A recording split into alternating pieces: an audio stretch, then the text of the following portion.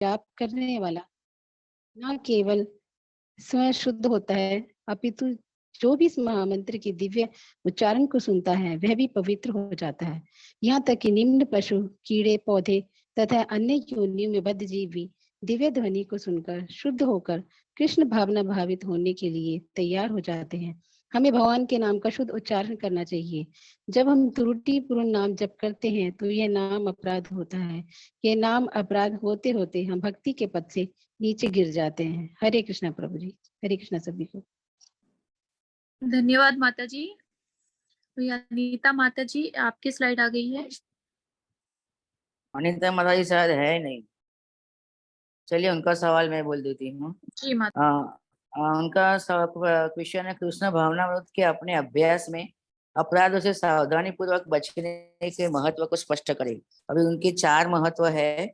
सबसे पहला है, यदि कोई हरे कृष्ण महामंत्र के 10 अपराध करता रहता है तो वो अनेक जन्मों तक पवित्र नाम का जाप करने का प्रयास क्यों न करे, उसे भगवत प्रेम प्राप्त नहीं हो सकेगा, जो इस जप का चरम लक्ष्य है। दूसरा है, भगवत मुक्ति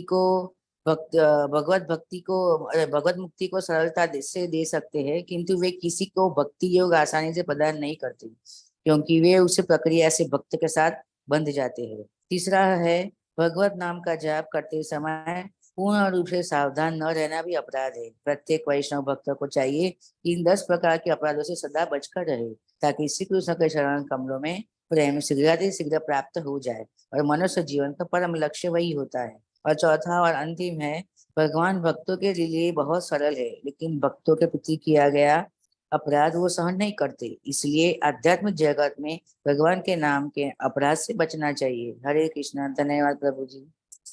प्रणाम प्रणाम प्रभु जी। माता जी आगे लीजिए। अभी धन्यवाद माता जी। अभी महुआ रोशन माता जी की स्लाइड आ गई है। धन्यवाद माता जी। हरे कृष्ण प्रभु जी। हरे कृष्ण सभी को।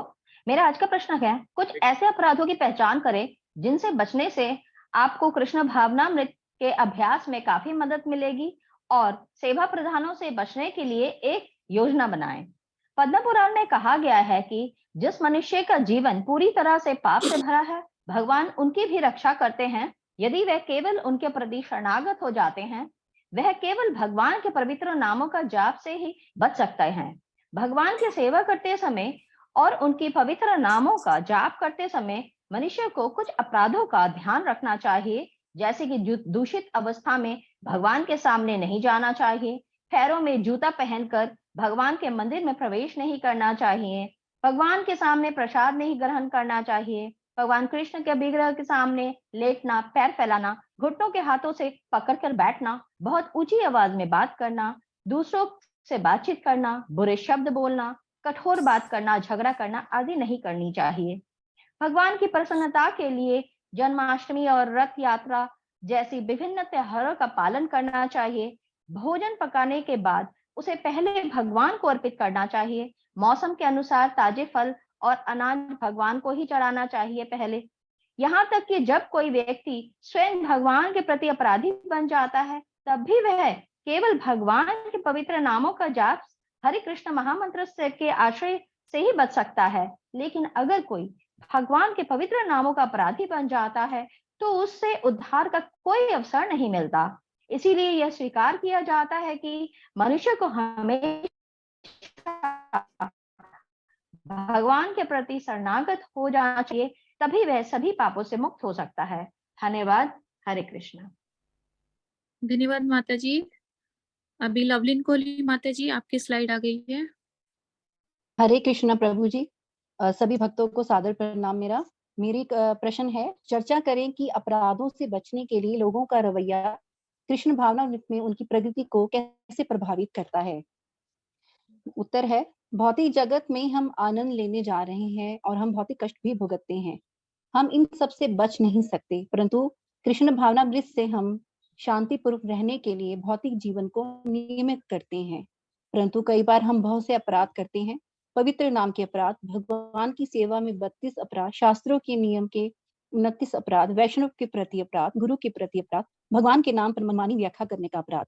भगवान ने गोस्वामी को भक्ति सेवा के बारे में सिखाया है और उसकी तुलना लता से की है। अपराध के खिलाफ भक्ति लता की सबसे सावधानी से रक्षा करने की सलाह दी है। भगवान के चरण कमलों का अपराध कभी कभी दयालु भगवान द्वारा माफ कर दिया जाता है, लेकिन भक्त या वैष्णवों के प्रति अपराध बहुत खतरनाक है, जो भक्ति सेवा की प्रगति में बड़ी बाधा है। एक व्यक्ति अपने कृत्य के लिए स्वयं जिम्मेदार है, चाहे वह पवित्र हो या पापपूर्ण। भगवान सिर्फ भक्त को आश्रय देते हैं और भक्त के प्रति अपराध क्षमा नहीं करते। महाराज परीक्षित एक पाप रहित धर्मात्मा राजा थे, लेकिन वह भी अपराध के शिकार बन गए। उन्हें श्राप मिला। वह एक महान भक्त थे। प्रभु की कृपा से उल्ट फेर भी अनुकूल हो जाता है। जीव को स्वेच्छा से कोई पाप नहीं करना चाहिए। विचलित हुए बिना भगवान का निरंतर स्मरण करना चाहिए। भगवान शरणागत आत्मा को सभी पापों से बचाते हैं। हमें सुनने और जपने के लिए महामंत्र हरे कृष्ण कृष्ण कृष्ण हरे हरे, हरे राम राम राम का लगातार जप करना चाहिए। भक्तों का संग शास्त्रों के नियमित अध्ययन से भक्ति योग का बीज अंकुरित होगा। इसलिए इन सब अपराधों से बचना चाहिए ताकि भक्ति योग की लता बढ़ती जाए, उसमें कोई रुकावट या त्रुटि ना हो। हरे कृष्णा। धन्यवाद। धन्यवाद माता जी। अभी पद्मिनी राजावत माता जी, आप प्रेजेंटेशन को आगे ले चलिए। जी हाँ, दंडवत प्रणाम प्रभु जी, सभी को हरे कृष्णा। मेरा प्रश्न है, कुछ ऐसे अपराधों का चयन करें जिनसे आप विशेष रूप से चुनौती महसूस करते हैं और उनसे बचने के लिए अपनी योजनाओं पर चर्चा करें।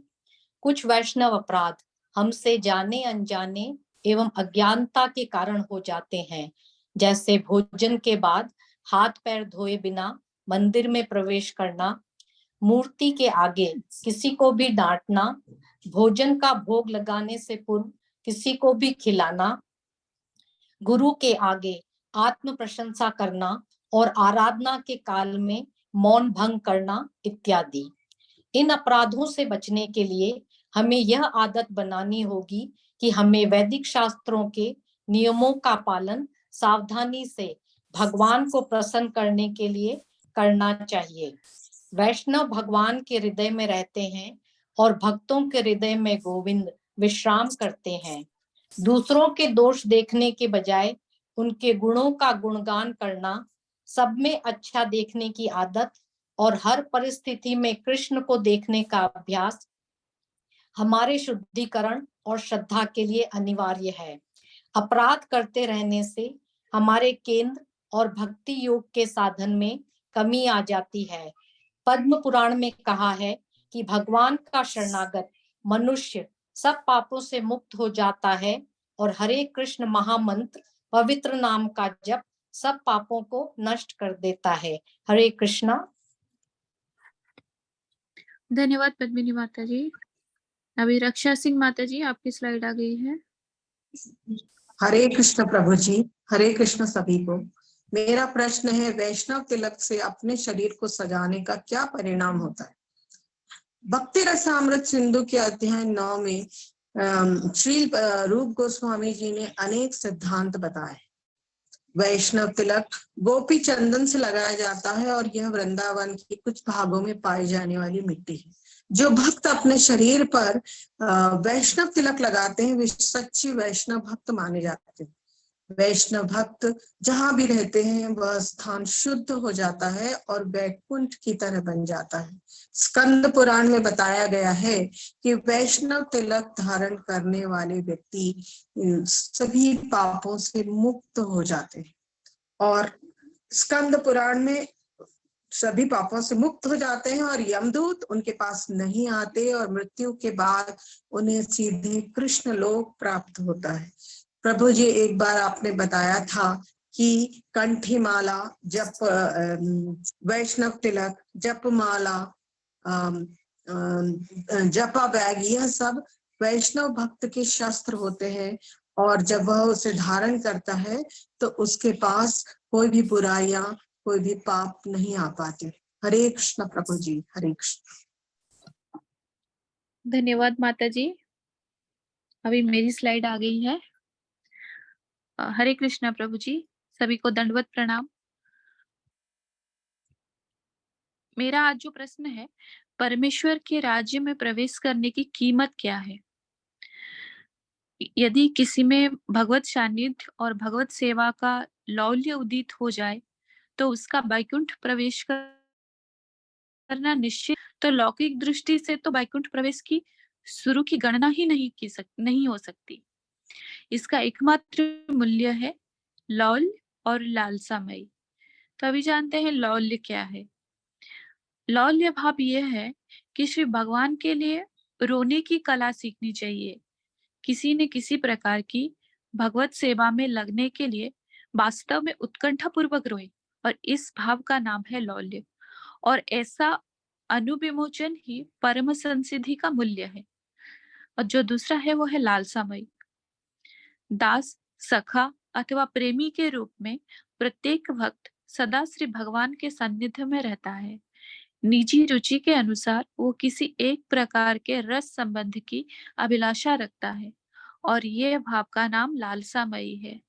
तो अंत में हमें ये पता चलता है कि परमेश्वर के राज्य में प्रवेश करने की कीमत सिर्फ लौल्य और लालसामयी है। हरे कृष्णा, सभी को दंडवत प्रणाम। अभी हेमांगिनी देसाई माता। हाँ माता जी, धन्यवाद माता जी। अच्छा, मेरा सवाल है, गले में तुलसी की माला धारण करने और शरीर के 12 स्थानों को विष्णु के रूप में अंकित करने से क्या फल मिलता है? धार्मिक मान्यता के अनुसार तुलसी में माता लक्ष्मी का वास होता है और तुलसी की माला से भगवान विष्णु के मंत्र का जाप विशेष फलदायी माना गया है। यदि तुलसी की माला को गले में धारण किया जाए तो मन और आत्मा दोनों पवित्र होते हैं। पद्म पुराण में भी यही उल्लेख किया गया है। जिस व्यक्ति के शरीर को चंदन की लुद्दी से भगवान के पवित्र नाम के चित्र शंख चक्र गदा पद्म जैसे सजाया जाता है, उसे सभी पापों से मुक्ति मिल जाती है और उसकी मृत्यु के बाद वो सीधे कृष्ण लोक चले जाते हैं। भगवान के परम व्यक्ति के साथ मिलकर रहना ही उनका परम लक्ष्य हो जाता है। वैष्णव भक्त शरीर के 12 अंगों पर तिलक लगाते हैं। ऐसा माना जाता है कि शरीर के इन 12 भागों में विष्णु 12 रूपों में नित्य निवास करते हैं। तिलक लगाने के समय का जो मंत्र है उसमें माथे पर श्री केशवाय नमः, उदर पर श्री नारायणाय नमः, छाती पर श्री माधवाय नमः, कंठ पर श्री गोविंदाय नमः, दाई कमर पर श्री विष्णवे नमः, दाई बाहें पर श्री मधुसूदनाय नमः, दाएं कंधे पर श्री त्रिविक्रमाय नमः, बाई कमर पर श्री वामनाय नमः, बाई बाह पर श्री श्रीधराय नमः, बाएं कंधे पर श्री ऋषिकेशाय नमः, पीछे गर्दन के नीचे श्री पद्मनाभाय नमः, कमर के निचले भाग में श्री दामोदराय नमः। तिलक लगाने का लाभ क्या है? तिलक करने से व्यक्तित्व प्रभावशाली हो जाता है।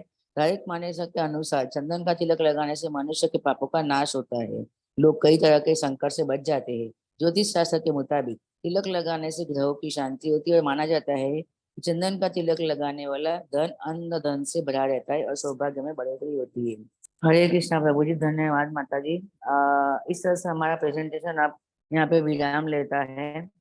मैं एंडिंग पे के साथ इस प्रेजेंटेशन को विराम देती हूँ। वाञ्छाकल्पतरुभ्यश्च कृपासिन्धुभ्यैव च पतितानां पावनेभ्यो वैष्णवेभ्यो नमो नमः। वैष्णवेभ्यो नमो नमः। वैष्णवेभ्यो नमो नमः। हरे कृष्णा, सभी को प्रणाम, प्रभु धन्यवाद प्रणाम। धन्यवाद माता जी। हरे कृष्णा प्रभु जी, मैं थोड़ी लेट हो गई हूँ, लेकिन मैं अपना हो देना गया हो गया अनिता माता जी, आपका हो गया। अच्छा, बोल दिया माता जी, अभी खत्म हो गया। हरे कृष्णा। माता जी प्रेजेंटेशन अच्छा था, लेकिन ये जब मोबाइल में दिखाते हैं, मोबाइल में है तो इसमें और लोग को दिख रहा होगा, लेकिन मुझे तो कुछ नहीं दिख रहा है। ये बहुत छोटा स्क्रीन आ रहा है। ये भी वर्टिकल में है या हॉरिजॉन्टल में रोटेट किया हुआ, ये भी नहीं पता चल रहा कि ये वर्टिकल में या हॉरिजॉन्टल में।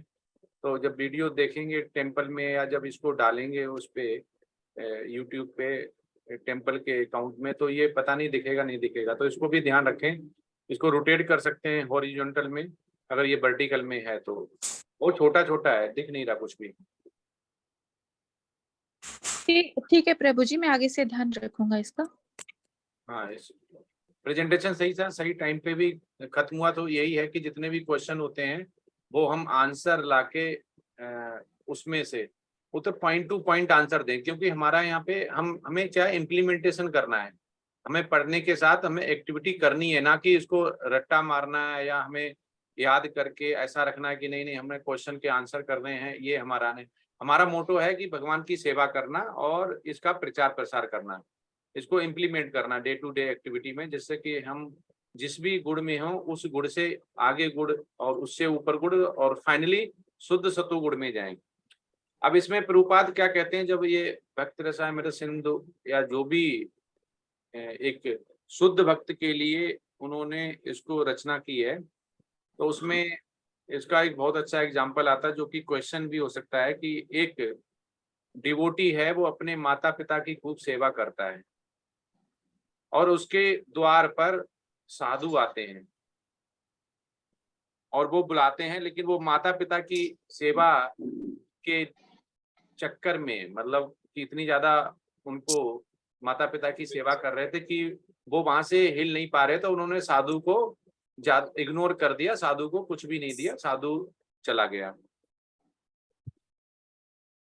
और उसके बाद ये घटना जब उनको हुई, वो डिवोटी तो थे ही, लेकिन उतने उच्च कोटि के डिवोटी नहीं थे, तो उनसे ये क्वेश्चन पूछा गया कि आपका साधु आया, आप तो माता पिता की सेवा कर रहे थे और आपने तो अच्छी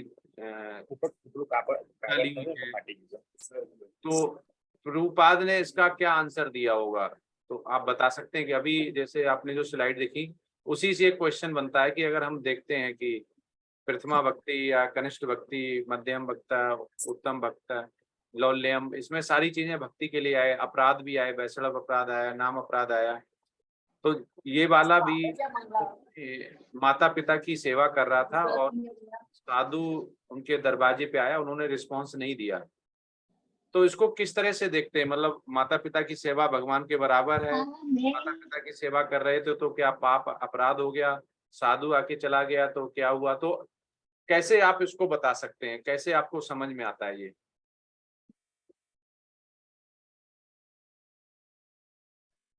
उन्होंने सही किया या? हरे कृष्णा प्रभु जी।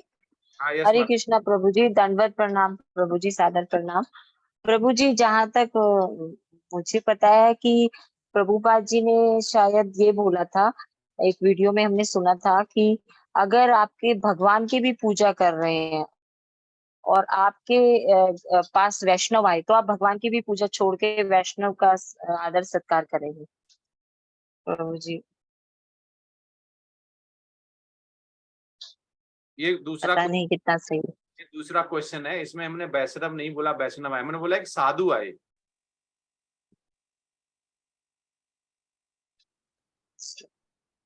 वैष्णव तो वो थे जो अपनी माता पिता की सेवा कर रहे हैं, तो वो कह रहे हैं कि माता पिता की ही सेवा उत्तम है।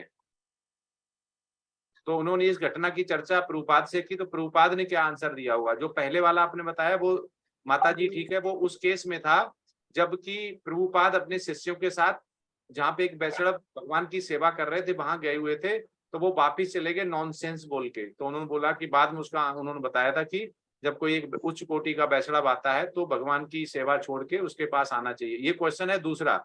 एक वैष्णव थे, वो अपनी माता पिता की उत्तम सेवा कर रहे थे और सेवा करते ही रहे और उन्होंने साधु को रिस्पॉन्स नहीं दिया। इसका आंसर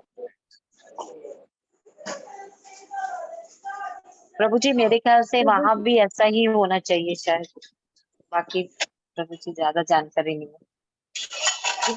प्रभु जी, कहा गया है कि भगवान जहाँ नहीं पहुंच पाते हैं वहां उसके लिए उन्होंने माता पिता को आगे किया है। तो अगर माता पिता की सेवा के आगे कुछ भी आता है तो पहले माता पिता आते हैं, उसके बाद ही बाकी।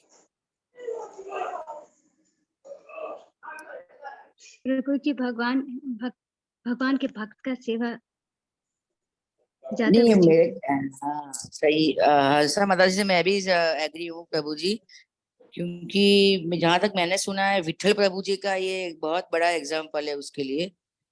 विठल प्रभु जी मतलब भगवान खुद थे और खड़े रहे थे जब तक वो उनका भक्त माँ बाप की अपने बाल पिताजी माता जी की सेवा कर रहे थे, तब प्रभु जी भी खुद वहीं पे खड़े रहे थे और उसी को शायद विठल प्रभु जी कहते हैं, जहां तक मुझे पता है। गणेश जी ने अपनी माता पिता की परिक्रमा लगाई थी, पूरे पृथ्वी की परिक्रमा का फल मिल गया था माता पिता की परिक्रमा। हाँ गणपति जी का भी है, सही बात, गणपति जी ने भी यही किया था।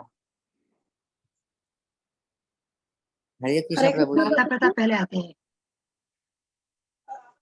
प्रभु जी। माता पिता भगवान से अलग हैं, क्योंकि माता पिता में वो गुण नहीं होते जो भगवान में है। माता पिता के बाद भगवान ही आते हैं। इसीलिए मैंने क्वेश्चन पूछा कि ये जब हम कोई चीज लर्न करते हैं ना कि हम भक्ति रसामृत सिंधु कर रहे हैं, तो उसमें बहुत सारी चीजें लिखी हुई हैं, लेकिन उस लिखी चीज को हम केवल क्वेश्चन का आंसर देते हैं, उसको समझते नहीं ना, डिस्कस करते हैं ग्रुप में। तो इसलिए हम गुरु हो गया, वो वही क्वेश्चन पूछे जाते हैं, उन्हें पता है कि जो क्वेश्चन का आपने मतलब अच्छी तरह से स्टडी किया हुआ कि नहीं किया, और इसको हमें ना कि पढ़ के कि हम पीछे भागते रहें कि हमें क्वेश्चन के आंसर करने हैं। हमारा मेन उद्देश्य है हमें भगवत धाम जाना। भगवत धाम जब ही जाएंगे जब उस क्वेश्चन के आंसर हम समझेंगे। तो इसीलिए ये हमने ऐसा क्वेश्चन पूछा कि जो बड़ा कॉम्प्लिकेटेड होता है आंसर देना, और बहुत सारे उसके आंसर होते हैं, लेकिन आंसर वही बता पाएगा जिसने ढंग से स्टडी किया होगा।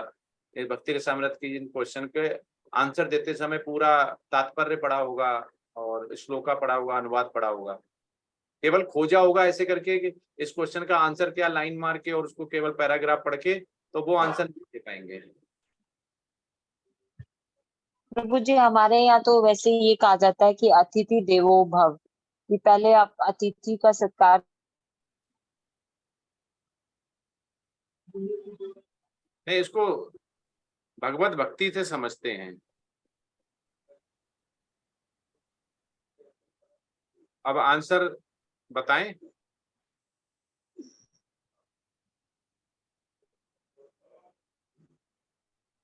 हरे कृष्णा।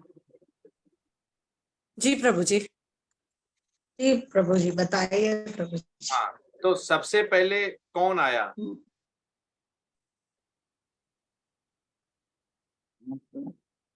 माता पिता। सबसे पहले तो भगवान आया ना। हाँ भगवान जी, परम पिता भगवान आया। तो प्रभुपाद कहते हैं सबसे ऊपर भगवान। अगर भगवान की सेवा करनी है और दरवाजे पे आते हैं तो साधु और माता पिता को साइड में रख के पहले भगवान के पास जाना है। तो सबसे ऊपर अगर साधु नहीं है और शास्त्र नहीं है और माता पिता नहीं है तो सबसे ऊपर कौन? सबसे ऊपर भगवान। अब आते भगवान ने अपनी वेद और शास्त्र किसको दिए? ब्रह्मा जी को। ब्रह्मा जी को मतलब साधु को। मतलब साधु, गुरु शिष्य परंपरा में हमारा जो गुरु होगा वो साधु भी हो सकता है, महात्मा भी हो सकता है, और हमारा गुरु भी हो सकता है। ठीक है, साधु मतलब गुरु शिष्य परंपरा साधु बोल सकते हैं, महात्मा बोल सकते हैं। तो भगवान के बाद अगर भगवान प्रेजेंट नहीं है, भगवान के बाद अगर कोई मनुष्य और अगर साधु खड़ा हुआ है तो नंबर 1 पे कौन आता है? साधु।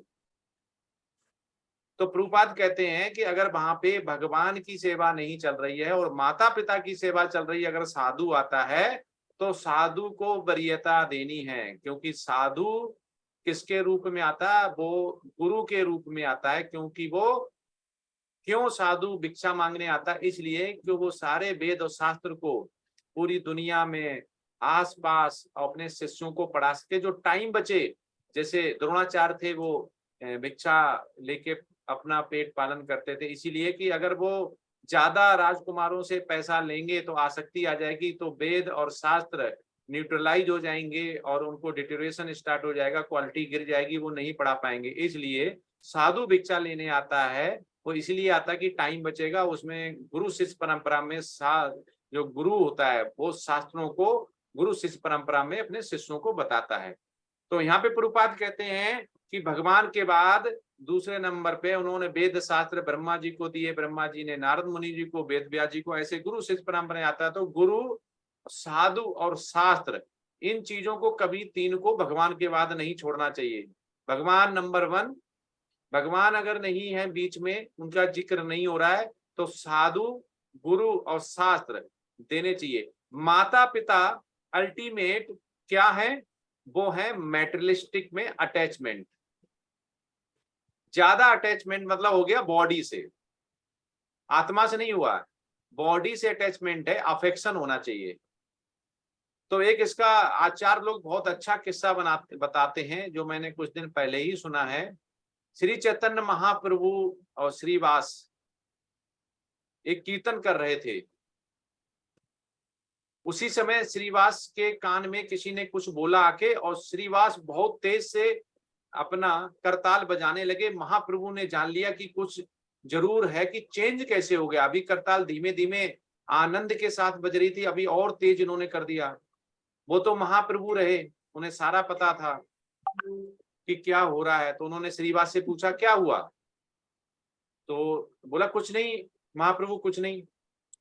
तो महाप्रभु ने बोला कि कुछ तो हुआ होगा, आपका ये करताल का चेंज कैसे हो गया, इसमें पहले जैसा आनंद क्यों नहीं आ रहा है। तो बोला नहीं प्रभु, हम तो और तेजी से करने लगे, आनंद आ रहा है।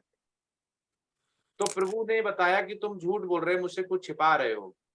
तो जो उनके कान में बताने आया था श्रीवास के, उन्होंने महाप्रभु को बताया कि इनका 3 साल का पुत्र अभी अभी उसने देह त्यागी है, और ये पिता होते हुए यहाँ पे करताल बजा रहे हैं। महाप्रभु बहुत नाराज हुए कि ये कैसा तुम्हें बताया कि तुम्हें जाना चाहिए। बोले कि महाप्रभु ये बताइए, आप ही जन्म देने वाले, आप ही देह त्यागने वाले, आपने जितना टाइम लिखा था उसका टाइम पूरा हो गया, और मुझे इतनी खुशी हो रही है कि महाप्रभु जहां जिस घर में खड़े हुए हैं, जहां पे कीर्तन हो रहा है, वहां पे उसके प्राण निकलते हैं अंत समय में, तो वो भगवत धाम ही जाएगा। तो महाप्रभु ने श्रीवास को अपने गले लगा लिए, बोला इतना उत्तम क्वालिटी, इतनी उत्तम सोच विचार, कि उन्होंने ये जान लिया कि उसका टाइम इतना निश्चित था, उन्हें कोई आसक्ति नहीं थी, उससे कोई अटैचमेंट नहीं था, अफेक्शन था। क्योंकि भगवान जो करते हैं उसमें कभी भी हमें ये नहीं सोचना चाहिए कि भगवान ने ऐसा क्यों किया। अगर जब हम भगवान पे दोष लगाते हैं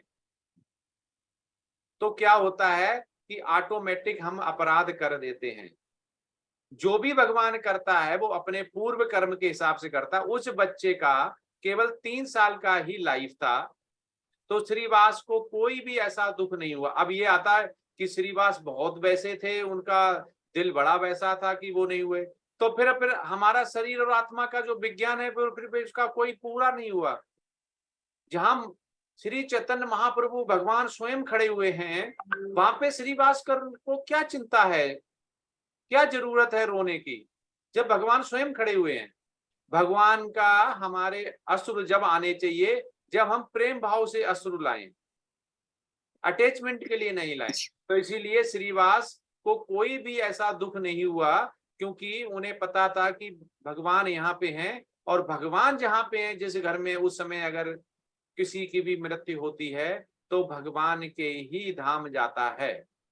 जब नाम लेने से हम भगवान के धाम जा सकते हैं, तो जिस घर में उस समय कीर्तन चल रहा था, भगवान का नाम लिया जा रहा था, तो उस बच्चे के कानों में जा रहा था, वो बच्चा अपने मन ही मन में जितना भी समझ पा रहा होगा, भगवान ने उसे लाइफ दी, उसका उसी समय उसने देह त्यागी, और आत्मा एक देह से देहांतरण जैसे बोलते हैं दूसरे शरीर में प्रवेश कर गई। तो ये महाप्रभु ऐसे अपने भक्तों को कभी कभी इस रूप में अपना प्राकट्य देते हैं, अपना जो पुरुषोत्तम जो उनका भक्ति होती उस रूप में दिखाते हैं।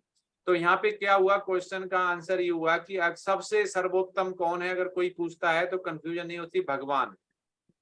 उसके बाद गुरु साधु शास्त्र, ये सबसे ऊपर आते हैं भगवान के पास।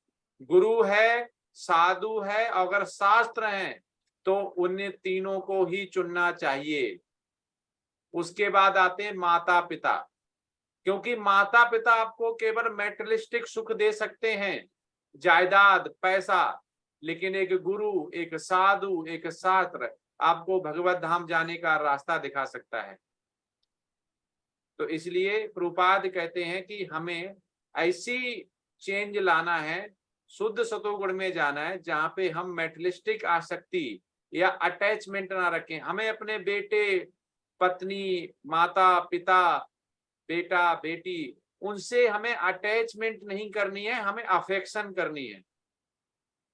ये प्रभुपाद कहते हैं, अफेक्शन करना है, अटैचमेंट नहीं करनी कि बेटा ने मोबाइल मांगा, आईफोन, हमने दिला दिया, हमने उसको बिगाड़ दिया, ये हुआ अटैचमेंट। तो ये अच्छा नहीं हुआ कि माता पिता बहुत प्यार करता है बेटे को इसलिए दिला दिया, ये आसक्ति होगी, ये अटैचमेंट हो गया। और जितना अटैचमेंट होगा उतना ही प्रभुपाद कहते हैं हमारे प्राण निकलने में तकलीफ होगी, जितना अटैचमेंट होगा। तो किसी के अटैचमेंट ज्यादा होता है, वो अपने माता पिता के ध्यानतरण में उतना ही रोता है जितना एक मेटलिस्टिक रोता है। तो मेटलिस्टिक और आध्यात्म में कोई डिफरेंस नहीं हुआ। अगर उसी लेवल पे हम अगर पहुंच गए जहाँ पे शरीर क्या है और आत्मा क्या है नहीं समझ पाते हैं, तो दोनों ही बराबर हो गए, सारी शिक्षा बेकार हो गई, ऐसा प्रभुपाद बोलते हैं। अब किसी का कोई क्वेश्चन है पूछ सकता है, नहीं दूसरी प्रेजेंटेशन चालू करते हैं। लेकिन प्रभु जी एक क्वेश्चन मैं पूछूं प्रभु जी, मैं हाँ, कैसे जानूंगी कि हमारे जो भी चौखट पर हैं वो साधु हैं क्या है? पहले जज तो करूंगी ना, कैसे जानूंगी कि ये सही साधु है? जज करने के लिए तो ज्ञान मिल रहा है, जो अभी लेवल 1, लेवल 2, लेवल 3, लेवल 4 कर रहे हैं, इसी जन कर रहे हैं, क्योंकि गुरु आपको पहचानेगा, आपको गुरु को पहचाना। लेकिन अब जैसे एक घर में छोटी बेटी है, उसको आपने रसोई घर में कभी भी खाना नहीं बनवाया, तो वो कैसे जानेगी कि नमक कितना डालना है और हल्दी कितनी डालनी है? जब तक प्रैक्टिस नहीं होगी। हम प्रैक्टिस नहीं करेंगे, हम साधु को नहीं पहचानेंगे, हम साधु को नहीं देखेंगे, हम साधु कैसा होता है, वैष्णव कैसा होता है, शास्त्र क्या होता है। इसलिए हमें शास्त्र पढ़ने चाहिए। इसलिए शास्त्रों में ही लिखा होता है कि उत्तम गुरु क्या होता है, शास्त्रों में ही लिखा होता है साधु क्या होता है।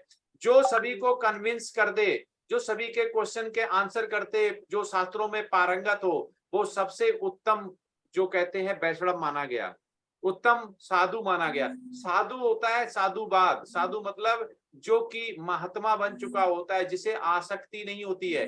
जो साधु होगा जब दरवाजे पे जाएंगे वो पैसे नहीं लेगा, वो आपसे भिक्षा लेगा, या तो खाना खाने के लिए या आपको आटा लेगा, ऐसा शास्त्रों में लिखा हुआ है। जो मेटलिस्टिक अगर पैसा लेता है वो साधु और शास्त्रों के हिसाब से आपसे भिक्षा नहीं ले रहा है। तो ये पहचान, अगर पहचानना भी है तो हमें जैसे मेटलिस्टिक नॉलेज होती है पहचानने का, जैसे हमें पानी पता है कि ये पानी है या तेल है, हमें किसी ने नहीं बताया तो हम हमेशा पानी ही पीते हैं। ऑयल रखा होगा ट्रांसपेरेंट, उसे नहीं पिएंगे, तो आपको किसने बताया है कि ये ऑयल है या तेल है? किसी ने नहीं बताया है, आपने जाना है। इसीलिए जब हम शास्त्र पढ़ते हैं, भक्ति शास्त्र करते हैं, लेवल 1, 2, लेवल 3, लेवल 4, उनमें आता है कि एक साधु की पहचान क्या है। आप अगर शास्त्र नहीं पढ़ रहे, आप गीता का पाठ, श्रीमद् भागवतम नहीं कर रहे, आप सोचे हम पढ़े कुछ नहीं और हमें कोई तुरंत बता दे कि ये पहचान है, आप कभी नहीं पहचान पाएंगे माता जी। इसलिए हमें गुरु, साधु और शास्त्र, इनको समझने के लिए हमें सबसे अच्छे जो वेद और जो हमें गीता, श्रीमद् भागवतम दी गई, इसका अध्ययन करना पड़ेगा। इसीलिए हम यहाँ पे हैं कि लेवल 4 स्टडी कर रहे हैं। इसमें अभी जैसे 64 जो भक्ति के लिए हमें क्या करना है, ये भी हमें पहले नहीं पता था, लेकिन आज हम पढ़ रहे हैं, तो इससे हम कुछ जानेंगे कि भगवान के सामने कैसे बैठना है, कैसे उठना है। तो ये भी क्वेश्चन हो सकता था कि माता जी कि भगवान के सामने कैसे उठे बैठे, तो मैंने अगर पढ़ा होता तो मैं आंसर दे दूंगा, और जो नहीं पढ़ेगा वो आंसर नहीं दे पाएगा। इसीलिए साधु पहचानने के लिए हमें शास्त्रों का आधार लेना पड़ेगा।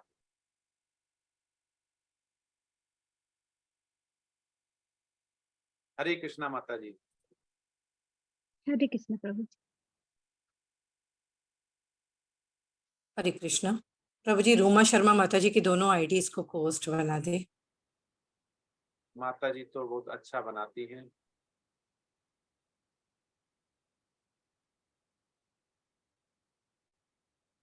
हैंड रेज किया क्या माता जी ने? जी प्रभु जी किया हुआ है। माता जी रिकॉर्डिंग कर सकें तो शुरू कर दीजिए। रिकॉर्डिंग नहीं होता है तो ठीक है। मैंने किया तो था, मगर उसमें पता नहीं ऑडियो तो आया, बाद में वीडियो नहीं आया। अनुराधा माता जी आप कर पाएंगे अगर आप लैपटॉप से कर रहे हैं? नहीं माता जी, मैं तो घर के बाहर हूँ। अच्छा, मैं ऑन कर देती हूँ, पता नहीं हो पाए, मैं चेक कर लेती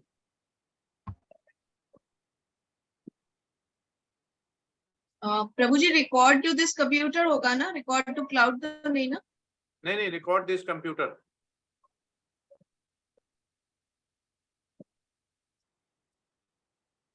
मेरे ख्याल हो गया होगा, उसमें आना कुछ नहीं।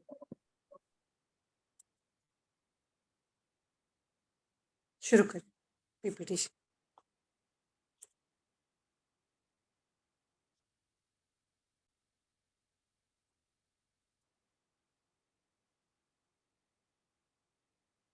छोड़ देते हैं। हरे कृष्णा। आप सभी को ग्रुप डी की टीम की तरफ से हरे कृष्णा। धन्यवाद, प्रणाम, सादर प्रणाम। आप सबका बहुत बहुत अभिनंदन आज के इस विशेष सत्र में। तो शुरू करने से पहले आइए हम भगवत नामों का जप कर लेते हैं। ओम नमो भगवते वासुदेवाय। ओम नमो भगवते वासुदेवाय। ओम नमो भगवते वासुदेवाय। हरे कृष्ण। तो आगे चलने से पहले हम हमारे गुरुदेव श्री प्रभुपाद को नमन करते हैं, कोटि कोटि नमन करते हैं कि जिनके कारण हम इतने महान ग्रंथों को पढ़ पा रहे हैं। उनके शिष्य परम पूजनीय जय पताका स्वामी महाराज को हमारा कोटि कोटि नमन, जिनके कारण हम इस्कॉन मैंगलुरु जैसी महान संस्था से जुड़ पाए। उनके शिष्य हिज ग्रेस नामानिष्ठा प्रभु जी का बहुत बहुत धन्यवाद और कोटि कोटि नमन, जिन्होंने इस अंतरराष्ट्रीय स्तर के प्रोग्राम से हमें जोड़ा और हमें यह अनुमति दी कि हम इन शास्त्रों का अध्ययन कर सके, इनके बारे में कुछ प्रस्तुतियां प्रस्तुत कर सके। और फिर हम सबके प्रिय सुधाकर प्रभु जी का भी बहुत बहुत धन्यवाद और हम सबकी तरफ से आपको नमन। अब वैष्णव से आशीर्वाद लेकर हम आगे चलते हैं। तो पिछली बार हमने वृंदावन की यात्रा शुरू की थी और हमने आपसे ये वादा भी किया था कि हम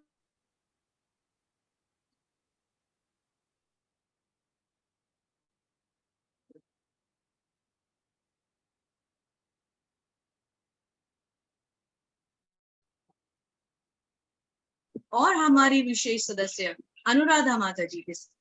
हरे कृष्णा माता जी। हरे कृष्णा माता जी। तो जीव गोस्वामी वेदांत परंपरा के गौड़ी वैष्णव परंपरा के 6 गोस्वामियों में से एक थे। इन्होंने राधा दामोदर मंदिर की स्थापना की और रूप गोस्वामी द्वारा बनाए गए राधा कृष्ण विग्रह की स्थापना की। 25 किताबों में 5 लाख के करीब श्लोक लिखे, जिसमें से गोपाल चंपू, सत्संदर्भ और हरिनाम व्याकरण उनकी प्रसिद्ध रचनाएं हैं।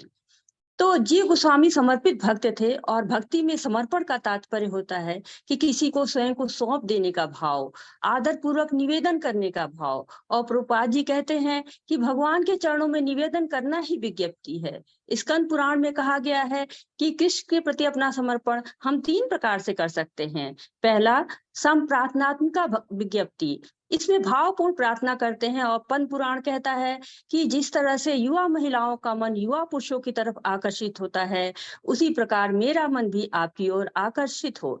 उदाहरण भौतिक है, परंतु भक्त जो है वो भगवान से सहज लगाव विकसित कर लेता है, बिना लाभ के, बिना इच्छा के। और दूसरा है दैनिक बोधिका विज्ञप्ति, इसमें विनम्रता पूर्वक समर्पण किया जाता है कि मैं दीन हूँ, पापी हूँ। पर रूप गोस्वामी जी नहीं मानते इसको, क्योंकि बहुत से लोग भगवान के प्रांगण में जाकर अपने पाप को कन्फेस करके और फिर पुरानी पद्धति पे आ जाते हैं। लेकिन जो लालसामयी विज्ञप्ति होती है, उसमें जीवात्मा भगवान से अपना संबंध सीधा जुड़ाव करता है, जैसे कि चैतन्य महाप्रभु करते थे। नैनम गलदशुधार्या वदनम गदगदारुद्धया गिरा पुलकैर निचितम वयुकदा तब नाम ग्रहणी भविष्यति। और उसी तरह से संकल्प तंद्रु में विश्वनाथ चक्रवर्ती ठाकुर कहते हैं कि मैं राधा रानी के श्रृंगार की लालसा करता हूँ। तो लालसामयी प्रार्थनाएं भगवान तक पहुंचती हैं। अब मैं विनोद प्रभु जी से श्री रघुनाथ गोस्वामी के बारे में जानना चाहूंगी। हरे कृष्णा प्रभु जी।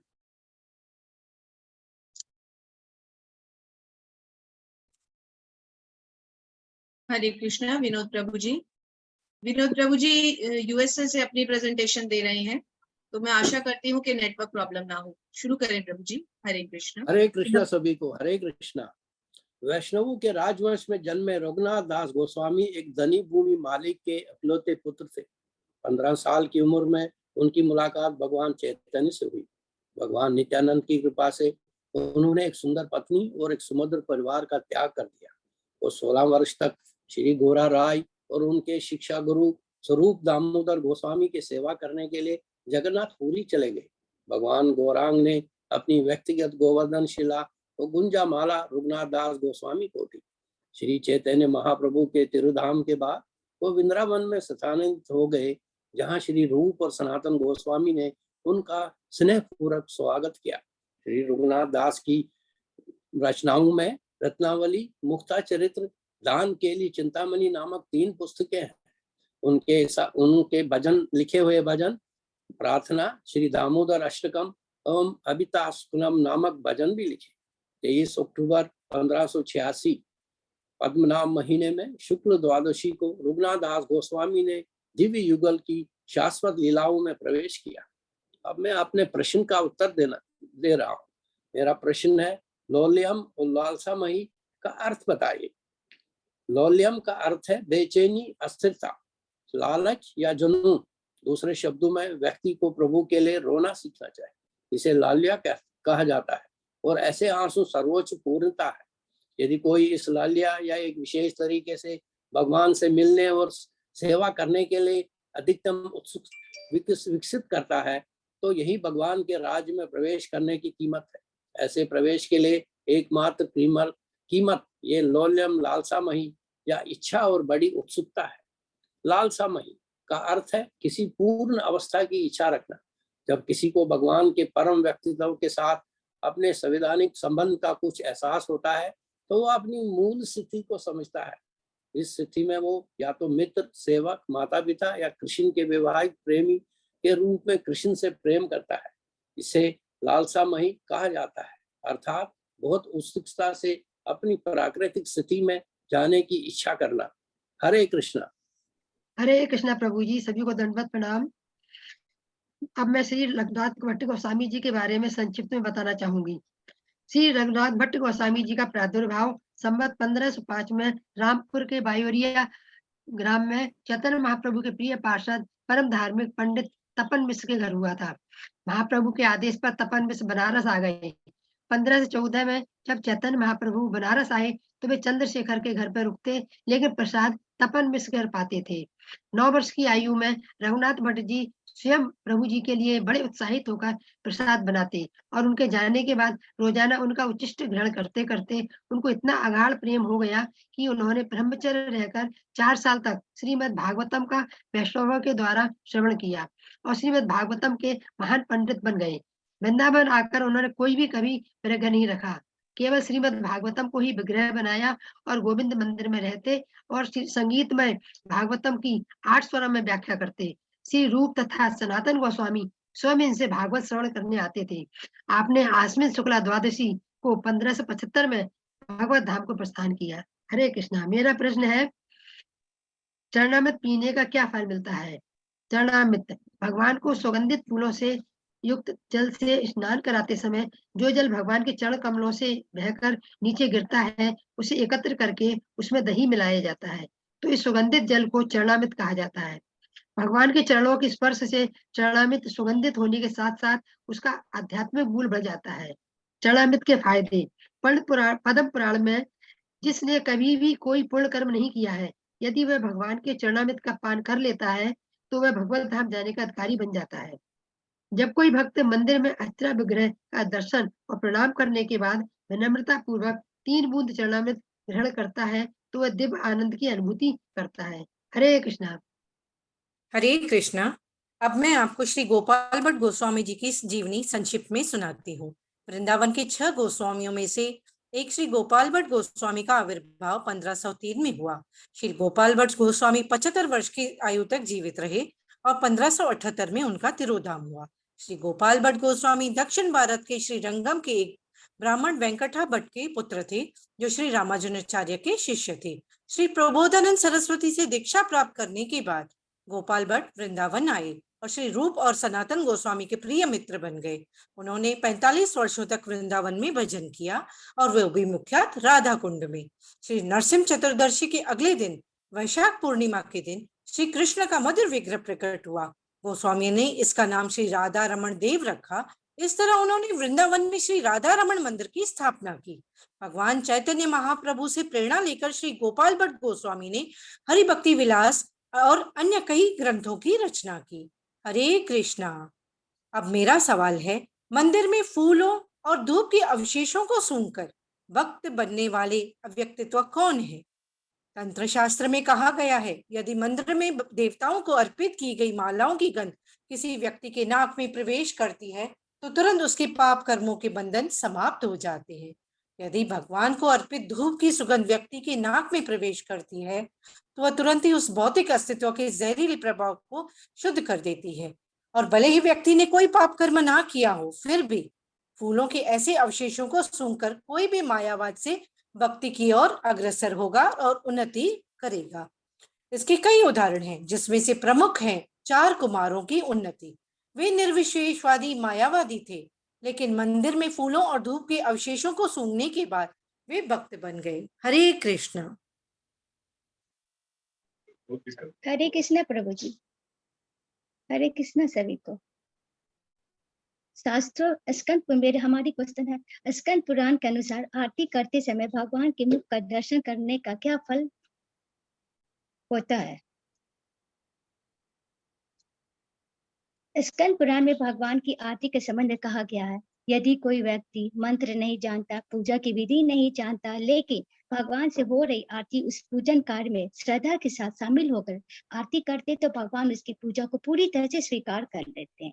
शास्त्रों के अनुसार आरती का अर्थ है पूरी श्रद्धा के साथ परमात्मा की भक्ति में डूब जाना। आरती को निरंजन भी कहा गया है। निरंजन का अर्थ है विशेष रूप से प्रकाशित करना। आरती में पंच तत्व है। इस संसार की रचना पंच महाभूतों पृथ्वी, जल, अग्नि, वायु, आकाश से हुई है।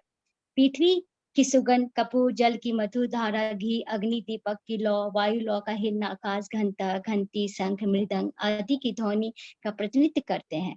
भगवान की आरती करते समय 4 बार चरणों में, 2 बार नाभि में, 3 बार मुखमंडल पर और 7 बार सभी अंग को पकड़ते हैं। इसके बाद शंख में जल लेकर भगवान की चारों ओर घुमाकर अपने ऊपर और भक्तजनों पर जल डालते हैं। फिर ठाकुर जी को प्रणाम करते हैं।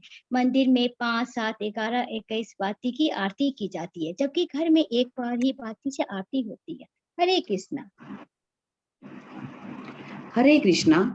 मुझसे पूछा गया प्रश्न है कि अग्नि पुराण के अनुसार क्रिया योग का फल कौन प्राप्त कर सकता है? तो इसका उत्तर है कि अग्नि पुराण में कहा गया है, जो व्यक्ति आनंद गमन होकर मंदिर में अर्चा विग्रह के पूजा देखता है, जैसे मंगल आरती, श्रृंगार आरती, भोग आरती, गौर आरती और शयन आरती इत्यादि, तो उसे पंचरात्र में वर्णित क्रिया योग का फल प्राप्त होगा। क्रिया योग साधन भक्ति जैसी पद्धति है, किंतु यह विशेष रूप से योगियों के लिए है। इस धीमी विधि से योगी भी अंततः भगवत भक्ति को प्राप्त होते हैं और कृष्ण भावनामृत में लगकर एक व्यक्ति, एक भक्त जो है, भगवत भक्ति को प्राप्त कर सकता है। हरे कृष्ण। हरे कृष्ण। तो बहुत सुंदर सुंदर भक्तों ने आपको बहुत सुंदर सुंदर विचार से सब कुछ समझाया। अब हम आपको बताते हैं कि ईश निंदा करने वाले अर्थात भगवत भक्ति के रास्ते में आने वाले लोगों से हमें किस प्रकार निपटना चाहिए। तो भगवान को अपने भक्त बहुत प्रिय है। अभी अभी हमने सुधाकर प्रभु जी से एक कथा भी सुनी इस बारे में। तो इस बारे में हमें भक्ति रसामृत सिंधु में 3 बातें समझाई गई। ऐसे 3 मार्ग सुझाए गए हैं जिनके द्वारा हम भगवान की निंदा करने वाले या उनके भक्तों की निंदा करने वालों से निपट सकते हैं।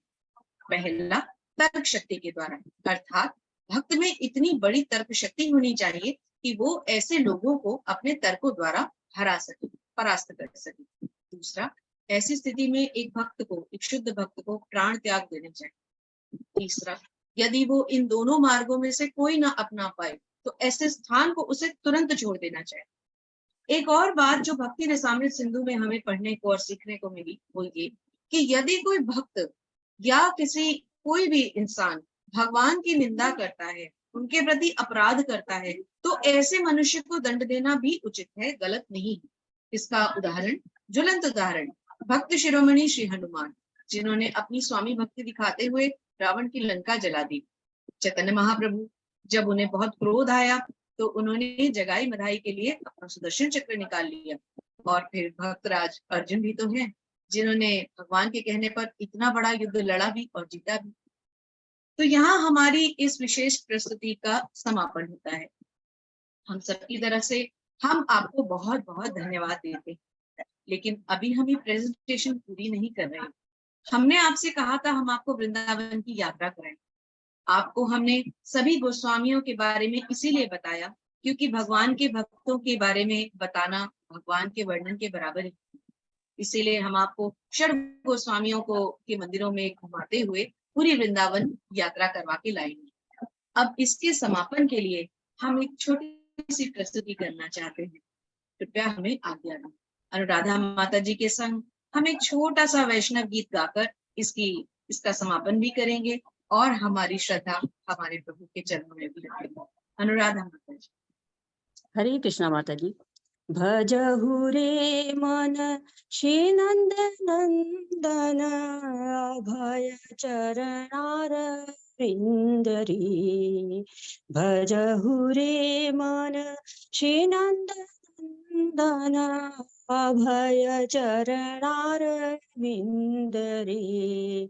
दुर्लभ मान जन्म सत्संग तरहु रे भव सिंधु रे।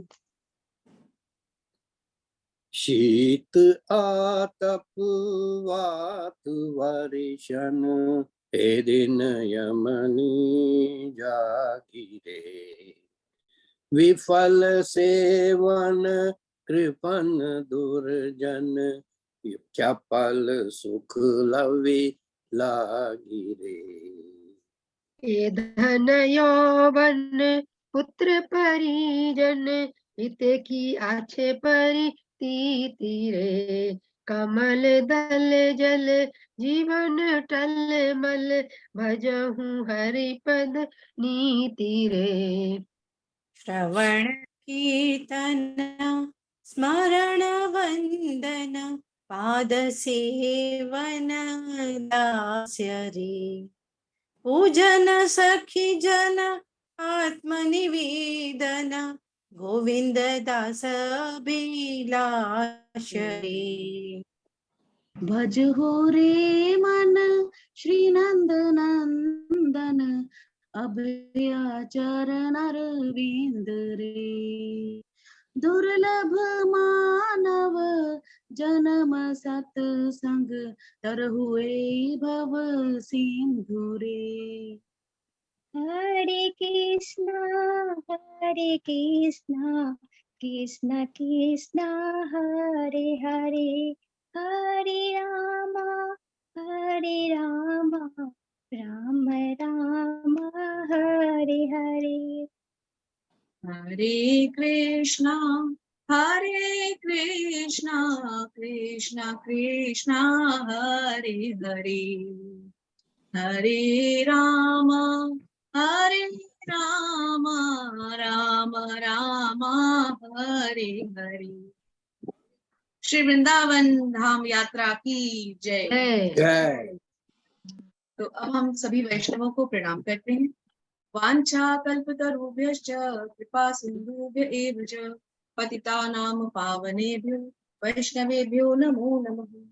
अनंत कोटि वैष्णव वृंद की जय। जय। श्रील प्रभुपाद महाराज की जय। जय। श्री राधा गोविंद भगवान की जय। हरि बोल। धन्यवाद।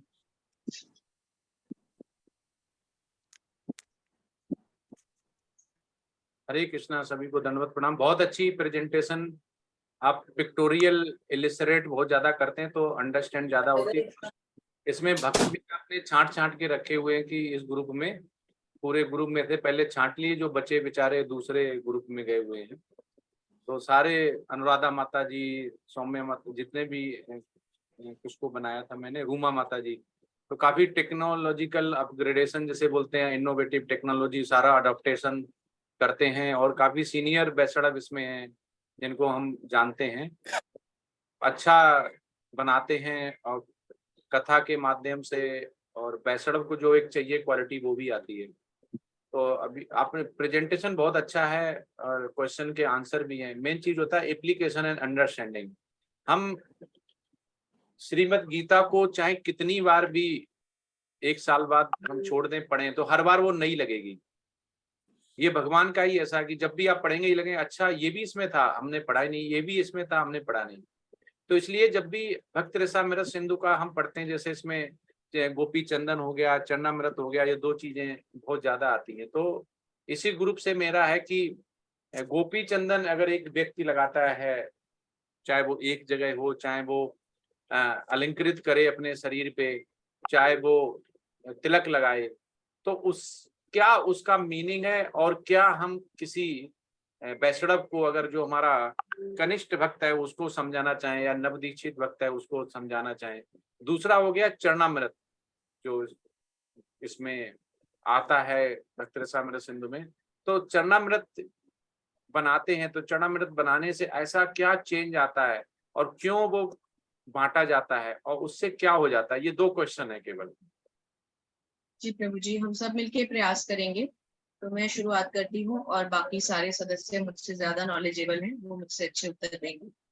तो प्रभु जी, जैसा का आपने पूछा 2 क्वेश्चंस, तो चरणामृत के लिए तो हमने अभी प्रेजेंटेशन में पढ़ा भी है कि पहली बात कि हम भगवान का जब भी स्मरण करते हैं तो हमारे जहन में, हमारे दिल में, हमारी बुद्धि में, दिमाग में केवल उनके चरण आने चाहिए, ऐसा हमने पढ़ा है। और भक्ति ये पहचान भी है कि वो भगवान के मुखारविंद तक पहुंचने से पहले सबसे पहले उनके चरणों के दर्शन करता है। तो सबसे बड़ी बात यहाँ ये समझ में आती है कि चरणामृत का महत्व इसीलिए है कि जो भगवान से निकला हुआ जल है, के चरणों से निकला हुआ, वो अमृत के समान हो जाता है। सुमन माता जी ने इस प्रेजेंटेशन के माध्यम से ये समझाया भी है कि चरणामृत कैसे बनता है। जितना इसको लिया जाए, जितना इसका वितरण होता है, जो भी भक्त इसको ग्रहण करते हैं, वो भक्ति में धीरे धीरे प्रगाढ़ होते जाते हैं। और इससे पहले जो आपका प्रश्न था प्रभु जी, फर्स्ट क्वेश्चन क्या था प्रभु जी आपका? सॉरी, मैं चरणामृत में थोड़ा सा चली गई। तिलक का जी, नहीं, इसी पे रुकते हैं जी, एक ही रुकते हैं। आपने बोला कि चरण का अमृत होता है, तो इसके मतलब कि कोई भगवत धाम जाने के लिए शॉर्टकट, मतलब ना तो गीता पढ़े, ना श्रीमद् भागवतम, कुछ भी नहीं करे, और पापी लोग जो है वो चरणामृत पी ले, तो उसके परिणाम मतलब ये होगा कि वो भगवान के धाम चला जाएगा? प्रभु जी, पीने से तो नहीं जाएगा, लेकिन अगर वो भाव से भगवान के चरणों का स्मरण करके, अगर वो पूरे दिल से, पूरी श्रद्धा से उनके चरणों को स्मरण करके लेता है तो फर्क तो पड़ेगा। क्योंकि भगवान के चरणों को अपने दिल में बैठाना भक्त के लिए पॉसिबल ही नहीं है। अगर कोई भगवान के चरणों को अपने दिल दिमाग में बिठा लेता है, उन्हीं का स्मरण करता है, उन्हीं का चिंतन करता है, वही उसे नजर आते हैं, उन्हीं से निकला हुआ जल वो पीता है, तो फिर वो अभक्त कैसे हो सकता है जी? वो तो फिर भक्ति होगा, और वो पिएगा तो उसका उद्धार निश्चित है। नहीं माता जी, जब चरणामृत बांटा जाता है प्रसाद रूप में, तो उसमें भक्त क्या पापी भी? ऐसा जरूरी नहीं कि जो भक्त है वो पापी नहीं हो सकता है, क्योंकि वो तो हमें, जब वो शुद्ध सतोगुण में जाता तब बोल सकते हैं ये पाप नहीं कर रहा है। नहीं तो जो गजानन वाला अपने भक्त रसामृत सिंधु में आता है कि जब अंदर जाके आप नदी में नहाते हैं और बाहर आके धूल डाल लेते हैं, ठीक है, तो वो तो फिर पैसे ही पाप करने जैसा हो गया। कुछ लोग तो यही बोलते हैं कि हरे कृष्ण महामंत्र जप लिया, आप थोड़ा मुनाफा कमा सकते हैं, पाप कर सकते हैं, इसके अधिकारी बन जाते हैं। तो पापी चरणामृत पीने का परिणाम क्या होगा? प्रभु जी, जैसे हम धीरे धीरे भक्ति की हर विधि को अपनाते हुए आगे बढ़ रहे हैं, क्योंकि अगर हम पाप से बात करें तो पाप से तो शुद्ध हो पाना, और वो तो हमारी बहुत ऊंची स्टेज है, लेकिन ऐसे तो हम उसके रास्ते में आने वाली बहुत सारी विधियों को अपना रहे हैं। अगर ध्यान से देखें तो शास्त्र पढ़ना भी तो एक विधि के अंतर्गत ही आ रहा है कि हम शास्त्र पढ़ रहे हैं, तो ये भी एक बहुत बड़ी चीज है। अगर हम भगवान का प्रसाद ले रहे हैं, जैसे कि प्रभुपाद ने किया, जब प्रभुपाद बाहर गए तो प्रभुपाद ने भी प्रसाद खिलाकर ही वहां के, जो बोलते हैं कि हिप्पीज टर्न टू हैप्पीएस्ट, तो प्रभुपाद ने भी प्रसाद के दम पे ही उनको कन्वर्ट किया। तो भगवान के चरणामृत में शक्ति तो है ही, उनके चरणों से निकला हुआ अमृत है, जो भी जल उनके चरणों को छू के आ रहा है उसमें बहुत शक्ति है। उसको पीने से मन स्वच्छ ना हो, शुद्ध ना हो, ऐसा तो हो ही नहीं सकता। ऐसा विश्वास हमारे मन में तो है, और इसके सबसे बड़े प्रमाण आप खुद होंगे, आप इस हमसे बहुत ज्यादा जानते हैं, लेकिन हमें ऐसा विश्वास है कि अगर भक्त ना भी कोई अभी बना हो, तब भी वो अगर रेगुलरली प्रसाद खा रहा है, चरणामृत ले रहा है, तो उसकी इंद्रियां धीरे धीरे करके ही सही, लेकिन शुद्ध होनी अवश्य शुरू हो जाती है। भगवान के चरणों का जल तो व्यर्थ हो ही नहीं सकता ना, ये विश्वास तो है। यस माता जी। अगर और कोई ऐड करना चाहे तो, और मैं दूसरे पहले प्रश्न का भी थोड़ा सा समराइज करना चाहूंगी, उसके बाद बाकी सब भक्त आके प्लीज टेक ओवर करें।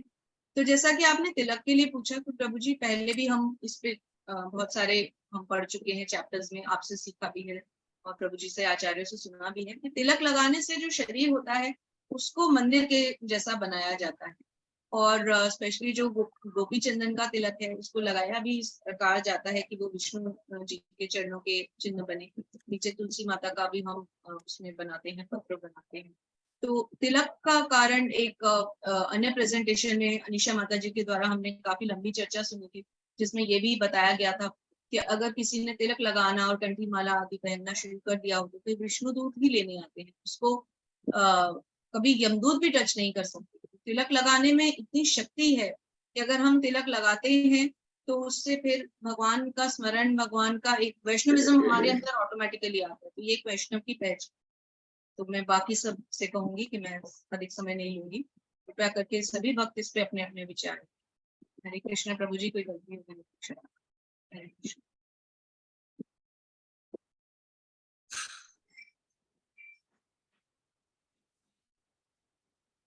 हरे कृष्णा। आप लोग प्लीज हैंड रेज करके या ओपन करें। हर्षा माता जी सबको चांस दीजिए प्लीज। हरे कृष्ण। हरे कृष्ण मुग्धा माता जी। हरे कृष्ण मुग्धा माता जी। हरे कृष्ण प्रभु जी, सादर प्रणाम। यस माता जी। प्रभु जी, तिलक के बारे में यमदूत मतलब जो तिलक धारण करता है चंदन का, तो उसे मतलब उसे देख के यमदूत भाग जाते हैं, वो माता जी ने बताया हुआ। और पाप हम हमारे पाप है वो कट जाते हैं। और दूसरा है कि उसे सीधे कृष्ण लोक में स्थान मिलता है। ये है इसके 3। और जो माता जी ने दूसरे क्वेश्चन को आंसर किया था चरणामृत का, तो उसके लिए हम यज्ञ करें, दान करें, तप या अध्ययन करें, फिर भी अगर मतलब ये भी ना किया हो और पुण्य कर्म भी उसके ना भी हुए हो, तो भी वो मतलब भगवत धाम जाने का अधिकारी होता है ऐसा व्यक्ति, चरणामृत जो पान करता है। प्रभु जी इतना पता है। हरे कृष्ण। बहुत सुंदर माता जी। हरे कृष्णा प्रभु जी, दंडवत प्रणाम। मैं कुछ कोशिश करूं? जी जी। अगर आप चरणामृत लेते हैं तो पद्म पुराण में ये उल्लेख मिलता है कि पुण्य कर्मों का फल प्राप्त होता है। ये भक्ति रसामृत सिंधु में मैंने पढ़ा है। बहुत सुंदर प्रभु जी, यही मैं सुनना चाह रहा था, क्योंकि आपने एक्चुअली पढ़ा था। तो प्रभुपाद भी बोलते हैं कि हम जब एविडेंस दें, साक्ष्य, जैसे हम अगर साक्ष्य नहीं दे पा रहे, हम ये केवल बोले मिलता है मिलता है मिलता है। आपने पूरा हम यही सुनने के लिए वेट कर रहे थे, कोई ऐसा साक्ष्य लेके आए, एविडेंस। क्योंकि अगर साक्ष्य नहीं है तो हम उसको एविडेंस नहीं तो कन्विंस नहीं कर पाएंगे प्रचार प्रसार में।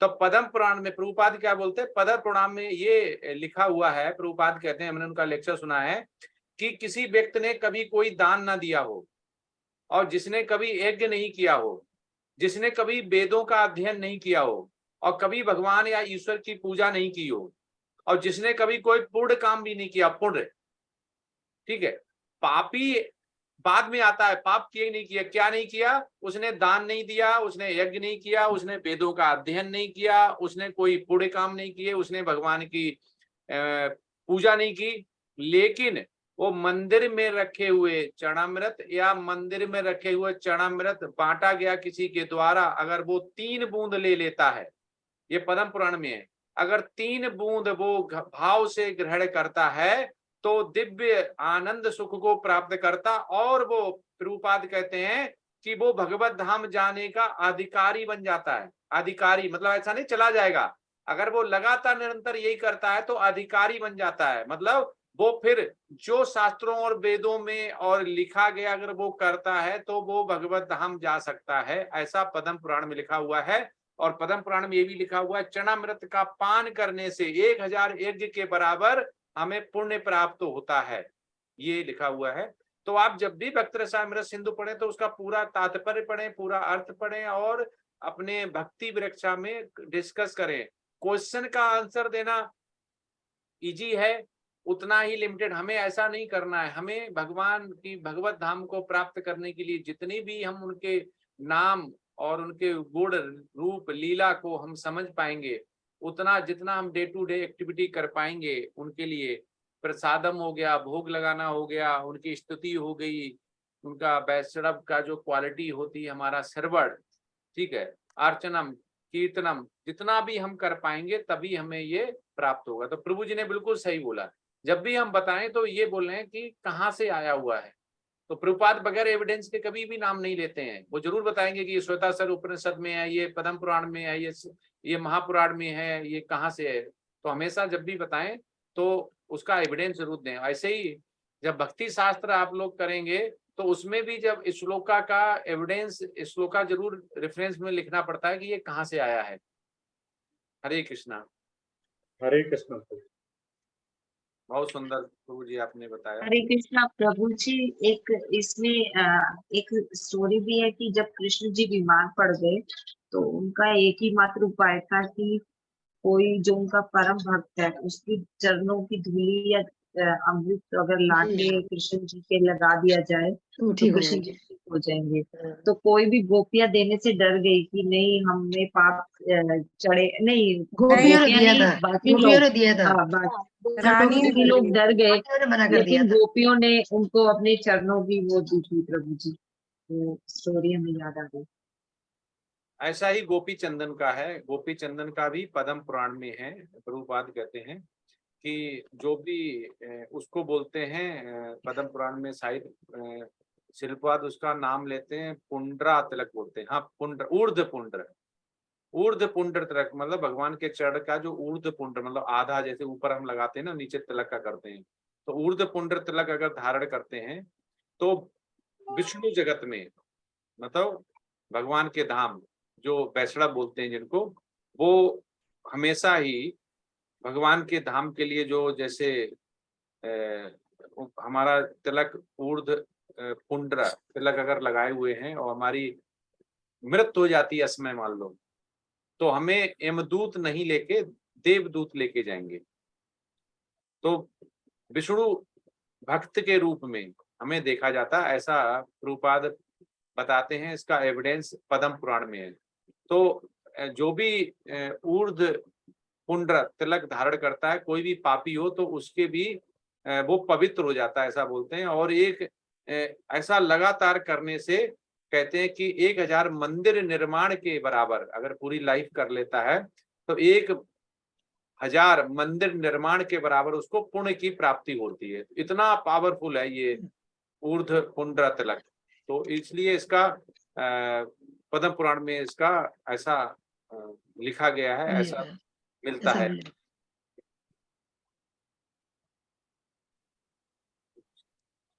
तो शायद हमें लेक्चर में याद भी आ रहा है कि श्रीमद् भागवतम के 6ठे स्कंद में शायद आता है, जब वो यमराज अपने दूतों के बताते हैं कि जिसके गले में 6ठे ही स्कंद में शायद जिसके गले में तुलसी माला और मस्तक पर ऊर्ध्व पुंड्रा तिलक है, उसे मतलब हाथ भी नहीं लगाना है, उसके मतलब हमारा अधिकार नहीं होता है, वो उसके विष्णु दूत उसे लेने आएंगे। तो ऐसा श्री प्रभुपाद हमें बताते हैं। हरे कृष्णा। 6ठे स्कंद में आप पढ़ सकते हैं, श्रीमद् भागवतम में खुद यमराज बताते हैं कि जिसके गले में तुलसी माला और माथे पे ऊर्ध्व पुंड्र तिलक लगा है उसे हमारा अधिकार नहीं है, उसे हम टच भी नहीं कर सकते हैं। अपने दूतों को बताते हैं, आदेश देते हैं वो। हरे कृष्णा। नेक्स्ट प्रेजेंटेशन चालू कर सकते हैं, 15 मिनट बचे हैं। गोपाल पालीवाल प्रभु जी को पोस्ट बनाना।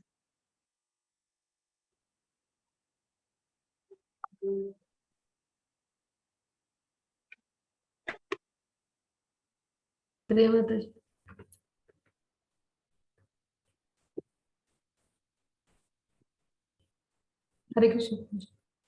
हाँ यस माता। हरे कृष्ण। ओम नमो भगवते वासुदेवाय। ओम नमो भगवते वासुदेवाय। ओम नमो भगवते वासुदेवाय। वृंदावे तुलसी देवावे प्रियावे केशवस्य च कृष्ण भक्ति पदे देवी सत्तवत्तै नमो नमो। वृंदावे तुलसी देवावे प्रियावे केशवस्य च कृष्ण भक्ति पदे देवी सत्तवत्तै सत्वत्ते नमो नमो। वृंदावे तुलसी दीप्तावे प्रियावे केशवस्य च कृष्ण भक्ति पते देवी सत्वत्ते नमो नमः। तुलसी महारानी की जय हो। जय हो। हरे कृष्ण प्रभु जी, सादर प्रणाम। हरे कृष्ण माता जी, हरे कृष्ण सभी को, सभी के चरणों में सादर प्रणाम। आप सबका स्वागत है हमारे हरे कृष्णा चैनल में। आप देख रहे हो एपिसोड नंबर 16, एक मुलाकात कृष्ण भक्त के साथ। सब अपना दिल थाम कर बैठिए। अब मैं जा रही हूँ प्रभु जी की तरफ। एक सीधा सवाल गोपाल प्रभु जी से। हरे कृष्ण प्रभु जी, सादर प्रणाम। क्या आप मुझे बताएंगे दया भाग इस हिंदी शब्द का अर्थ क्या है? हरे कृष्ण माता जी, हरे कृष्ण प्रभु जी, दंडवत प्रणाम। दया भक्त या दया भाग, जिसका शाब्दिक अर्थ होता है उत्तराधिकारी, इनहेरिटेंस। जिस तरह एक पुत्र पिता की संपत्ति का वैध उत्तराधिकारी होता है, उसी तरह एक शुद्ध भक्त जो कृष्ण भावना भावित कर्तव्यों को निष्पादित करने में सभी प्रकार के कष्टों से गुजरने के लिए तैयार है, वह दिव्य निवास में प्रवेश करने के लिए वैध रूप से उत्तराधिकारी होता है। हरे कृष्णा। अब जरा हम माता जी की तरफ चलते हैं। हरे कृष्ण सोनिया माता जी, क्या आप हमें बताएंगी श्री रूप गोस्वामी जी के अनुसार ध्यान के 3 या 4 विषय क्या होते हैं? हरे कृष्ण प्रभु जी, हरे कृष्ण माता जी। प्राणी मात्र के द्वारा एकाग्र मन से भगवान श्री कृष्ण की विभिन्न रूप चित्त गुण क्रीड़ा सेवा चिंतन का ध्यान करना ध्यान कहलाता है। शास्त्रों के अनुसार ध्यान सदा विष्णु रूप का किया जाता है। नरसिंह पुराण में भगवान श्री कृष्ण के चरण कमलों का ध्यान और प्राकट सुख दुख की अनुभूति में सर्वदा परे है। सेवा ध्यान से भी जो प्राणी भगवान के नेत्रों का स्मरण करता है, उसे भी साक्षात रूप में प्रभु के दर्शन प्राप्त हो जाते हैं। हरे कृष्णा। बहुत ही सटीक एक्सप्लेनेशन। अब कौन मुझे बताएगा कि पापी गतिविधियों के पक्षियों में सादृश्यता की व्याख्या क्या हो सकती है? हाँ गीता माता जी, आपने सबसे पहले हैंड रेज किया। माता जी तो बड़ी शार्प है। माता जी आप बताइए। हरे कृष्ण प्रभु जी, हरे कृष्ण माता जी, सादर प्रणाम। द्वारका महात्म्य नामक ग्रंथ में नारद मुनि कहते हैं कि जो भक्तजन भगवान के अर्च विग्रह के समक्ष भाव विभोर होकर नाचते हैं और तालियां बजाते हैं, ऐसा करने से तुरंत ही उनके शरीर पर बैठे हुए सभी पाप कर्म रूपी पक्षी उड़ जाते हैं। यदि हम कभी किसी कथावाचक की कथा या कीर्तन सुनने जाते हैं और हम आलस्य की वजह से ताली नहीं बजाते हैं और वहां बैठे हुए बाकी सभी तालियां बजाते हैं, तो उनके शरीर के सभी पातक पक्षी आकर हमारे ऊपर बैठ जाते हैं। अतः हमें तालियां जरूर बजानी चाहिए। उदाहरण के लिए, यदि किसी धान की फसल को नुकसान पहुंचाने के लिए पंछी आकर बैठते हैं और ताली बजाते ही वे तुरंत उड़ जाते हैं। ताली बजाने का आध्यात्मिक महत्व ही नहीं है, अभी तो आयुर्वेद के अनुसार भी यदि हम ताली बजाते हैं तो हमारे हाथों के सभी पॉइंट्स दबते हैं, अर्थात इससे यह भी कहा जा सकता है हाथों के सभी पॉइंट्स दबते हैं और जिससे सब रोग नष्ट होते हैं। अर्थात इससे यह भी कहा जा सकता है कि यदि हम आध्यात्मिक जगत में थोड़ा ही प्रयास करते हैं तो हमें भौतिक लाभ तो सहज ही प्राप्त हो जाते हैं। हरे कृष्ण। अध्याय 9 में दिए गए उचित कथनों के संदर्भ जो मंदिर पूजा के महत्व में है, वो कौन बताएगा मुझे? प्रॉम्प्ट रिस्पॉन्स बाय जगदीश प्रभु जी। हाँ प्रभु जी आप बताइए। हरे कृष्ण प्रभु जी, दंडवत प्रणाम। मंदिर पूजा में अर्चना, भगवान की सेवा करना, संकीर्तन करना, प्रसाद ग्रहण करना, आरती और उत्सवों को देखना महत्वपूर्ण है, जिसकी चर्चा निम्नानुसार है। अर्चना, श्रीमद् भागवत 10.81.19 के अनुसार कृष्ण के घनिष्ठ मित्र सुदामा एक ब्राह्मण के घर जाते हुए कह रहे हैं कि कृष्ण की पूजा से मनुष्य स्वर्ग का ऐश्वर्य, मुक्ति, इस जगत के सारे ऐश्वर्य, योग शक्ति प्राप्त कर सकता है। भगवान की सेवा करना, श्रीमद् भागवत 4.21.31 के अनुसार पृथु महाराज अपनी प्रजा से कहते हैं, हे नागरिकों, भगवान हरि सभी भक्तात्माओं के मोक्ष दाता हैं। नारद पुराण में कहा गया है, कोई भी कुछ क्षण भी मंदिर में रुकता है तो निश्चय ही भगवत धाम प्राप्त होता है। संकीर्तन, विष्णु धर्म में सामूहिक कीर्तन की प्रक्रिया के महिमा गान संबंधी एक कथन है। राजा कृष्ण शब्द इतना शुभ है कि जो भी इस पवित्र नाम का कीर्तन करता है वो अनेक अनेक जन्मों के पापों से मुक्त हो जाता है। प्रसाद ग्रहण करना, पद्म पुराण में उल्लेख है, जो व्यक्ति प्रसाद को आदर तथा अर्च विग्रह से दूर जाकर चरणामृत और प्रसाद को खाता है, उसे पुण्य कर्मों का फल प्राप्त होता है। आरती और उत्सवों को देखना, भविष्य पुराण में कहा गया है, यदि उत्सव में चांडाल भी रथ पर आसीन भगवान के दर्शन करता है तो उस गिनती विष्णु के संगियों में की जाती है। हरे कृष्णा, दंडवत प्रणाम। धन्यवाद प्रभु जी। लगता है ठाकुर जी की कृपा से सारे प्रभु जी बहुत अलर्ट हो गए। माता जी जरा डट के मुकाबला अब करना पड़ेगा। अब मैं आ रही हूँ विशाल प्रभु जी के पास। हरे कृष्ण विशाल प्रभु जी, क्या आप हमें बताएंगे भागवतम में किस कथन का उल्लेख सभी भक्तों के लिए मार्गदर्शक है? हरे कृष्ण प्रभु जी, हरे कृष्ण माता जी। श्रीमद् भागवतम 10.14.8 में बताया गया है कि जो व्यक्ति अपनी अहेतुकी कृपा के लिए निरंतर प्रतीक्षा करता रहता है और जो अपने अंतर स्थल से भगवान को नमस्कार करता हुआ अपने विगत दुष्कर्म के फलों को भोगता रहता है, वह निश्चित रूप से मुक्ति का पात्र बन जाता है। यह उसका अधिकार है। श्रीमद् भागवतम में यह कथन सभी भक्तों के लिए मार्गदर्शक है। भक्तों को अपने विगत कर्मों के फल से तुरंत राहत मिलने की आशा नहीं करनी चाहिए। जैसे ही कोई भक्त कृष्ण भावना भावित कर्म से पूर्ण हो जाता है, इस जगत में फिर से जन्म नहीं लेता। परंतु जो भक्त कर्म फलों से पूर्णतः मुक्त नहीं होता, उसे चाहिए कि वह गंभीरता पूर्वक कृष्ण भावना भावित कर्म करता रहे, भले ही कितने ही अवरोध क्यों ना आए। जब ऐसे अवरोध आ जाए तो उसे कृष्ण का चिंतन करते हुए उसकी कृपा की आशा करनी चाहिए। यही एकमात्र रास्ता है। हरे कृष्णा प्रभु जी, हरे कृष्णा माता जी। वेलकम, स्वागत है अत्रेय माता जी, आपका हमारे हरे कृष्ण चैनल में स्वागत है। क्या हमें अब बताना चाहेगी कि अध्याय 9 में दिए गए जगाई मदाई के उदाहरण भक्तों की निंदा के संबंध में उसे आप कैसे स्पष्ट करोगे? हरे कृष्ण प्रभु जी, हरे कृष्ण माता जी, सशस्त्र प्रणाम। चैतन्य महाप्रभु शिक्षाष्टक के एक श्लोक में कहा, तृणादुपि शुनीचेन तरोरूपी सहिष्णुना अमानिना मनदेन कीर्तनिया सदा हरे। अर्थात भक्त को तृण से भी अधिक नीच, वृक्ष से भी अधिक शांतशील, मिथ्या मान की भावना शून्य होकर दूसरों को मान देकर सदा हरि नाम को कीर्तन करना चाहिए। इतना विनीत तथा उदार भक्त होते हुए भी जब चैतन्य महाप्रभु ने देखा जगाई तथा माधाई नामक अपराधी ने श्री नित्यानंद महाप्रभु को आघात किया, तो चैतन्य महाप्रभु तुरंत उस स्थान पर जाकर जगाई तथा माधाई को मार डालना चाहा। ये दिखलाता है कि वैष्णव अत्यंत सहिष्णु, विनीत तथा आत्मसम्मान के लिए सर्वस्व त्याग सकते हैं, किंतु कृष्ण तथा उनके भक्तों के अपमान नहीं सहन सकता। हरे कृष्ण। हरे कृष्ण ओम प्रकाश प्रभु जी, आप हमें अध्याय 9 में से कम 2 अंश जरा बताइए जो आपको मंदिर में भगवान की पूजा लेने के लिए प्रेरित करते हैं। हरे कृष्णा प्रभु जी, दंडवत प्रणाम। हरे कृष्णा सभी को। मंदिर में भगवान की पूजा में भाग लेने के लिए बहुत सारे अंश हैं, जिसमें से भगवान की परिचर्या, सेवा तथा जप कीर्तन मुख्य है। भगवान की परिचर्या सेवा विष्णु रहस्य में उल्लेख है। सेवक जैसे राजा की सेवा करते हैं, वैसे ही जो भगवत सेवा की व्यवस्था करता है, वे भगवत सेवा की व्यवस्था कर वह निश्चित रूप से देह त्याग कर कृष्ण लोक को जाता है। इसलिए कृष्ण की अर्चन मंदिर में उसी प्रकार होनी चाहिए जैसे अपने महल में राजा सेवित होता है। नारदीय पुराण में कथन है कि जो कोई व्यक्ति क्षण भर के लिए भी भगवान के मंदिर में रहता है, वो परम पद पा जाता है। निष्कर्ष स्वरूप कहा जा सकता है कि समाज के दानव सदस्यों द्वारा सुंदर मंदिर का निर्माण करके श्री विष्णु भगवान के अर्चन की व्यवस्था करनी चाहिए, जिससे वहां पर लोग आकृष्ट हैं और इस प्रकार उन्हें श्री मूर्ति के सामने नाचने तथा भगवान नाम का श्रवण कीर्तन करने का अवसर मिल सके और इससे सभी लोग भगवत धाम में प्रवेश कर सकें।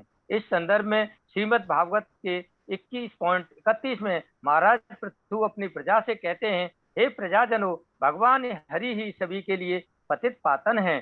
किसी भी देवता की यह सामर्थ्य नहीं है जो बद्ध जीव का उद्धार कर सके, वो तो विष्णु भगवान की ही शक्ति है। जप कीर्तन मंत्र के धीरे धीरे मंद स्वर से उच्चारण करना जप कहलाता है। उसी मंत्र को उच्च ध्वनि से किया जाए तो वो कीर्तन है।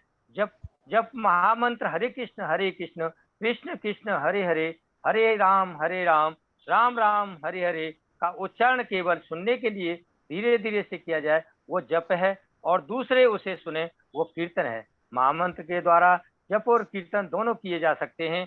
जप से केवल अपने को लाभ होता है, परंतु कीर्तन को सुनने वाले अन्य सब का कल्याण होता है। पद्म पुराण में लिखा है, कृष्ण नाम का जप कीर्तन करने वाले को स्वर्ग सुख और मोक्ष का मार्ग तत्काल प्राप्त हो जाता है। हरे कृष्णा। अब मैं खुद भी इस प्रस्तुति में भाग लेने अपने प्रश्न के साथ आ रही हूँ। चर्चा करें अध्याय 9 आपको आपके प्रार्थना के जीवन में कैसे प्रेरित करता है। अध्याय 9 से उपयुक्त कथनों का संदर्भ दीजिए। हरे कृष्ण प्रभु जी, सादर प्रणाम।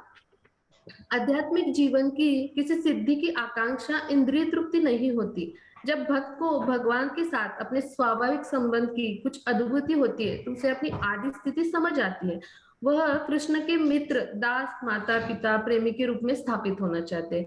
पद्म पुराण में भगवान ने प्रार्थना की है कि भक्त बोलता है कि हे प्रभु, मुझे पता है कि युवतियों में युवकों के लिए स्वाभाविक स्नेह है और युवकों में युवतियों के लिए, तो मेरी आपकी चरण कमलों में प्रार्थना है कि मेरा मन उसी तरह आपकी तरफ आकृष्ट हो। उसी पद्म पुराण में दैन्य बोधि का निवेदन है, हे प्रभु, मुझसे बढ़कर अन्य कोई पापी जीव नहीं है, नहीं मुझसे बढ़कर कोई अपराधी है। मैं इतना पापी अपराधी हूँ कि आपके समक्ष अपने पाप कर्मों को अंगीकार करने के लिए आता हूँ तो मुझे लज्जा आती है। यह भक्त की सहस्थिति है। बद्धात्मा ने अपने विगत जीवन में कोई न कोई पाप कर्म किए रहते हैं और इसे भगवान के समक्ष अंगीकार कर लेना चाहिए। ऐसा कर लेने से भगवान निष्ठावान भक्त को क्षमा प्रदान करते हैं। नारद पंचरात्र में लालसामयी कथन विषय एक कथन है। भक्त कहता है, हे प्रभु, वह दिन कब आएगा जब आप मुझसे अपने शरीर पर पंखा झलने के लिए कहोगे और आप स्वेच्छा से मुझे कहोगे कि तुम इस तरह पंखा झलो। इस श्लोक से हमें यह पता चलता है कि भक्त भगवान के शरीर पर स्वयं पंखा झलना चाहता है, मतलब भक्त भगवान का पार्षद बनना चाहता है। नारद पंचरात्र में एक अन्य स्थल पर ऐसी विज्ञप्ति दिखाई देती है जहां भक्त कहता है, हे प्रभु, हे कमल नयन, मैं यमुना तट पर एक पागल की भांति आपके पवित्र नाम का उच्चारण करता रहूंगा और मेरी आंखों से अविरत अश्रुधारा बहती रहेगी। एक एक क्षण मेरे लिए 12 वर्ष के समान लगे और आपको न देखने के कारण सारा संसार सूना लगे। ऐसे चैतन्य महाप्रभु जी ने कामना की थी। मनुष्य को चाहिए कि वो भावपूर्ण प्रार्थना करे और भगवान की विशेष प्रकार की सेवा करने के लिए उत्सुक रहे। यह समस्त महान भक्तों का तथा चैतन्य महाप्रभु का उपदेश है। विद्वानों के अनुसार भगवत गीता में विशेषतः 11वें अध्याय में प्रामाणिक प्रार्थना है जिनमें अर्जुन भगवान के विश्व रूप की प्रार्थना करता है। इसी प्रकार गौतमी तंत्र के सारे श्लोक प्रार्थनाएं कहलाते हैं। श्रीमद् भागवतम में भी भगवान की सैकड़ों प्रार्थना है। अतः भक्त को चाहिए कि अपने उच्चार के लिए इनमें से कुछ प्रार्थनाएं चुन ले। प्रार्थना की महिमा का वर्णन इस प्रकार मिलता है, जिन भक्तों की जबान पर कृष्ण की प्रार्थनाएं सदैव अलंकृत रहती है उनको महान साधु पुरुष तथा संत भी आदर देते हैं तथा वो देवताओं द्वारा भी पूजे जाते हैं। नरसिंह पुराण में कहा गया है, जो व्यक्ति भगवान कृष्ण के अर्च विग्रहों के समक्ष पहुंचते ही अपनी प्रार्थना का पाठ करने शुरू करता है वो सारे पाप कर्मों के फलों से तुरंत छूट जाता है और बिना किसी संदेह से वैकुंठ जाने के लिए पात्र रहता है। हरे कृष्ण प्रभु जी। हरे कृष्ण चैनल की तरफ से, ई ग्रुप की सदस्यों की तरफ से मैं समस्त वैष्णव भक्तों के चरणों में साष्टांग नमन करती हूँ और आपसे विदा लेती हूँ। वंशकल्पतरुभ्यश्च कृपा सिन्धुभ्यैव च पतितानां पावनेभ्यो वैष्णवेभ्यो नमो नमः। श्री चैतन्य महाप्रभु की जय हो। श्री रूप गोस्वामी प्रभुपाद जी की जय हो। एसी वेदांत स्वामी प्रभुपाद की जय हो। सर्वम कृष्णार्पणम। हरे कृष्ण। हरे कृष्ण। बहुत सुंदर माता जी, आपने आज कुछ चेंज करके लिया और लीड लिया, तो बहुत सुंदर लगा कि आपने एक अलग परिभाषा दी है भक्ति की कि कैसे हम क्वेश्चन के आंसर दे सकते हैं और बड़े उत्साह पूर्वक, और जिससे कि दूसरे भक्ति बहुत सिंपल ग्रहण कर पाए। तो जब भी हम श्रवणम की बात करते हैं तो आनंद जब आता है तो डिवोटी है ज्यादा श्रवण करता है। तो इसमें एक शब्द आया था माता जी, उसका मैं क्वेश्चन पूछना चाहूँगा, दाय भाग। ये दाय भाग क्या है, इसे कैसे आप समझाएंगे? किसी आपको डिवोटी मिलता है या कनिष्ठ भक्त या मध्यम भक्त मिलता है, वो कहता है कि ये दाय भाग क्या है? तो ये दाएं भाग समझाइए माता जी। एक ग्रुप, पूरे ग्रुप से क्वेश्चन है ये।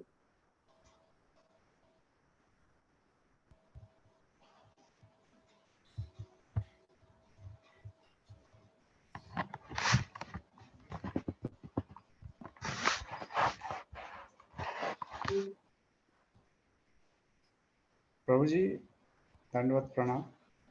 जहाँ तक मैंने पढ़ा है उसके हिसाब से दया भाग यानी कि अगर कोई भक्त कृष्ण भावना भावित में रहते हुए जो सारे कष्ट है उसको सहन करते हुए कृष्ण भावना भावित रहता है तो वो भगवान भगवत धाम जाने का पात्र या उत्तरदायी और उत्तराधिकारी बन जाता है।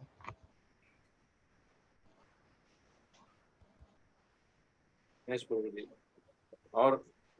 और कोई बताना चाहेगा?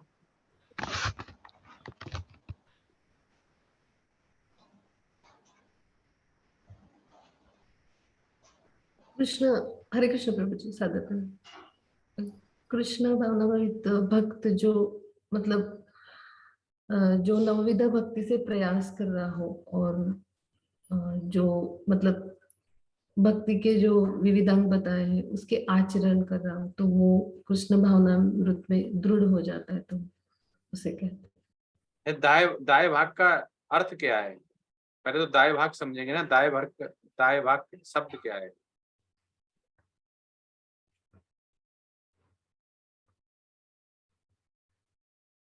मतलब दया का शब्द प्रभु जी करुणा और भक्त मतलब जो भगवान से कभी विभक्त नहीं होता, वो भक्त मतलब भगवान से हमेशा जुड़ा हुआ है, कृष्ण भावनामृत में है।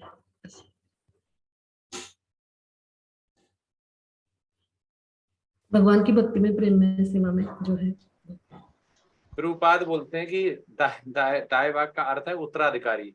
जैसे हम उत्तराधिकारी, एक पुत्र होता है वो पिता का उत्तराधिकारी होता है, ऐसे ही हम भी पुत्र हैं भगवान के। हमारा पूरा अधिकार है भगवान के धाम जाने के। हमारा ग्रह है, वो हमारा घर है। अपने घर जाने में जैसे कोई बच्चा नाराज होकर घर से जाता है तो अगर शाम को वापस आते तो माता पिता उसे घर अंदर ले लेंगे।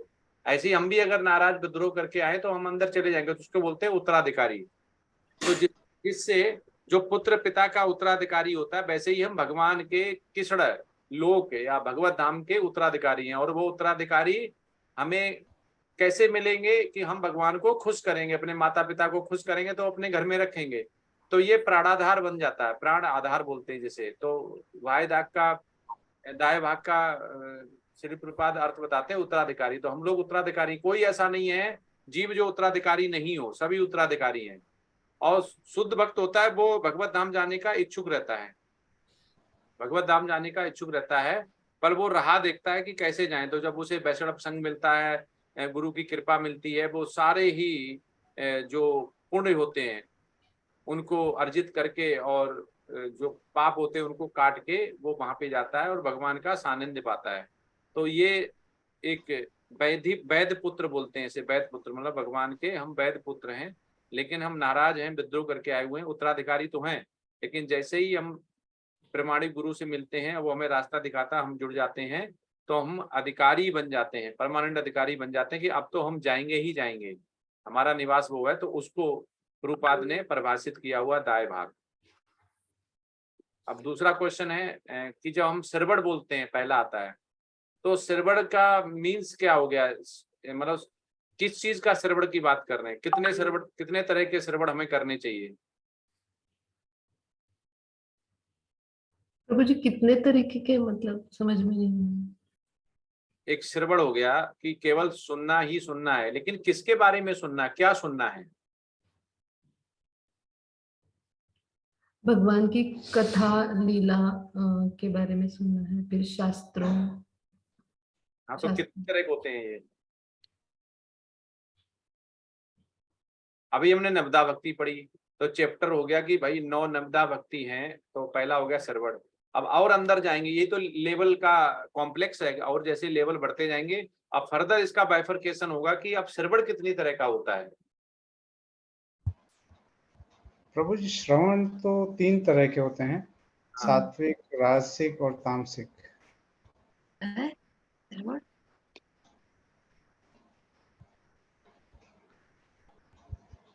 मतलब और कोई?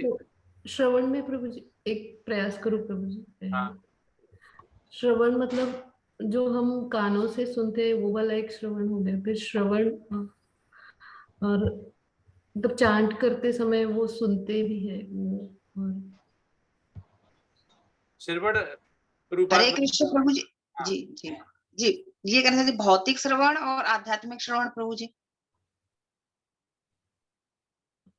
माता जी हम आध्यात्म में है तो हम भौतिक की तो बात ही नहीं करेंगे। तो प्रभुपाद कहते हैं कि श्रवण 3 तरह के होते हैं जिनको हमें डिफरेंशिएट करना चाहिए। पहला होता है नाम श्रवण, भगवान का नाम ले रहे हैं, ठीक है, जिसमें कि हम चैंटिंग करते हैं। दूसरा होता है लीला श्रवण, जिनमें हम उनकी लीलाओं के बारे में, मतलब किसके बारे में? लीला। लीला मतलब जो उन्हें क्रीड़ाएं की हुई है, मतलब श्रीमद् भागवतम। और तीसरा हो गया गुण आदि श्रवण। तीसरा प्रभुपाद कहते हैं गुण आदि मतलब हो गई जो उनकी वाणी, उनके जितने गुण हैं उनके बारे में सुनना। तो ये 3 तरह के ही श्रवण होते हैं, इसके अलावा हमें श्रवण नहीं करने चाहिए। प्रभुपाद बोलते हैं चौथा कोई श्रवण नहीं है, इन 3 श्रवण ही हमें करने हैं, तो ये पूर्ण श्रवण हो जाता है। केवल एक ही श्रवण नहीं करते रहना कि हमने चैंटिंग करते रहे तो हमारा नाम श्रवण हो गया। अब हमें लीला का भी श्रवण करना है, हमें गुड़ का भी श्रवण करना है, गुड़ जो उनके होते हैं। तो ये तीनों श्रवण मिलके कंप्लीट श्रवण बनता है। हरे कृष्ण। किसी का कोई क्वेश्चन हो तो पूछ सकते हैं, क्योंकि हमारी भी क्लास स्टार्ट होने वाली है। हम कृष्ण बुक पढ़ते हैं।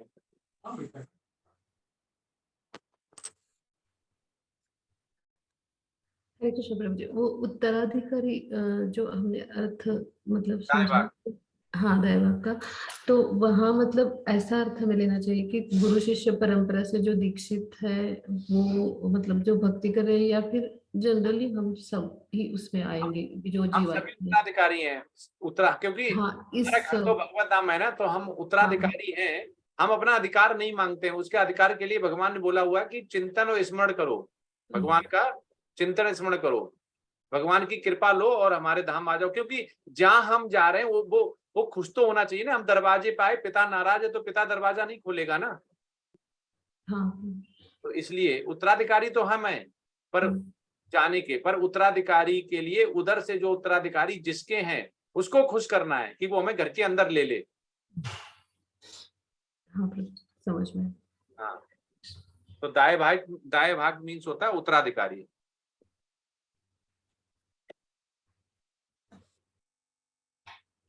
किसी का कोई क्वेश्चन है पूछ सकते हैं, नहीं तो विराम देते हैं। नो क्वेश्चन प्रभु जी। ठीक है, कोई गलती हुई तो उसके लिए क्षमा करें। आज बहुत ही अच्छा लर्निंग मिली है, बहुत अच्छा आपने प्रेजेंटेशन दिया हुआ है।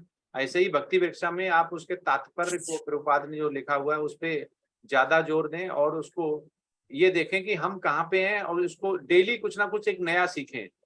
डेली भक्ति वृक्षा में एक नया सीखें कि कल हम यहाँ पे थे, आज हमें यहाँ जाना है। और उसको ज्यादा रट्टा नहीं मारने का, ज्यादा कोशिश नहीं करने का हम सही बोले हम वो करें। मेन चीज है इसको उतारना, भगवान की भक्ति करना।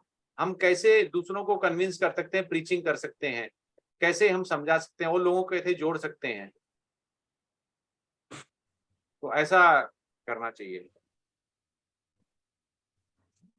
हरे कृष्ण। तो चलते हैं, और पीडीएफ मैंने उसमें भी डाल दी है, व्हाट्सएप ग्रुप में भी, तो आप ये उसको अनुवाद सहित आप पढ़ लें। बहुत सुंदर इसके श्लोका हैं और उनका तात्पर्य भी बहुत सुंदर है, और जरूर उसको याद रखें, स्मरण रखें। इसमें बहुत कुछ हमें सीखने को मिलता है आध्यात्म के लिए।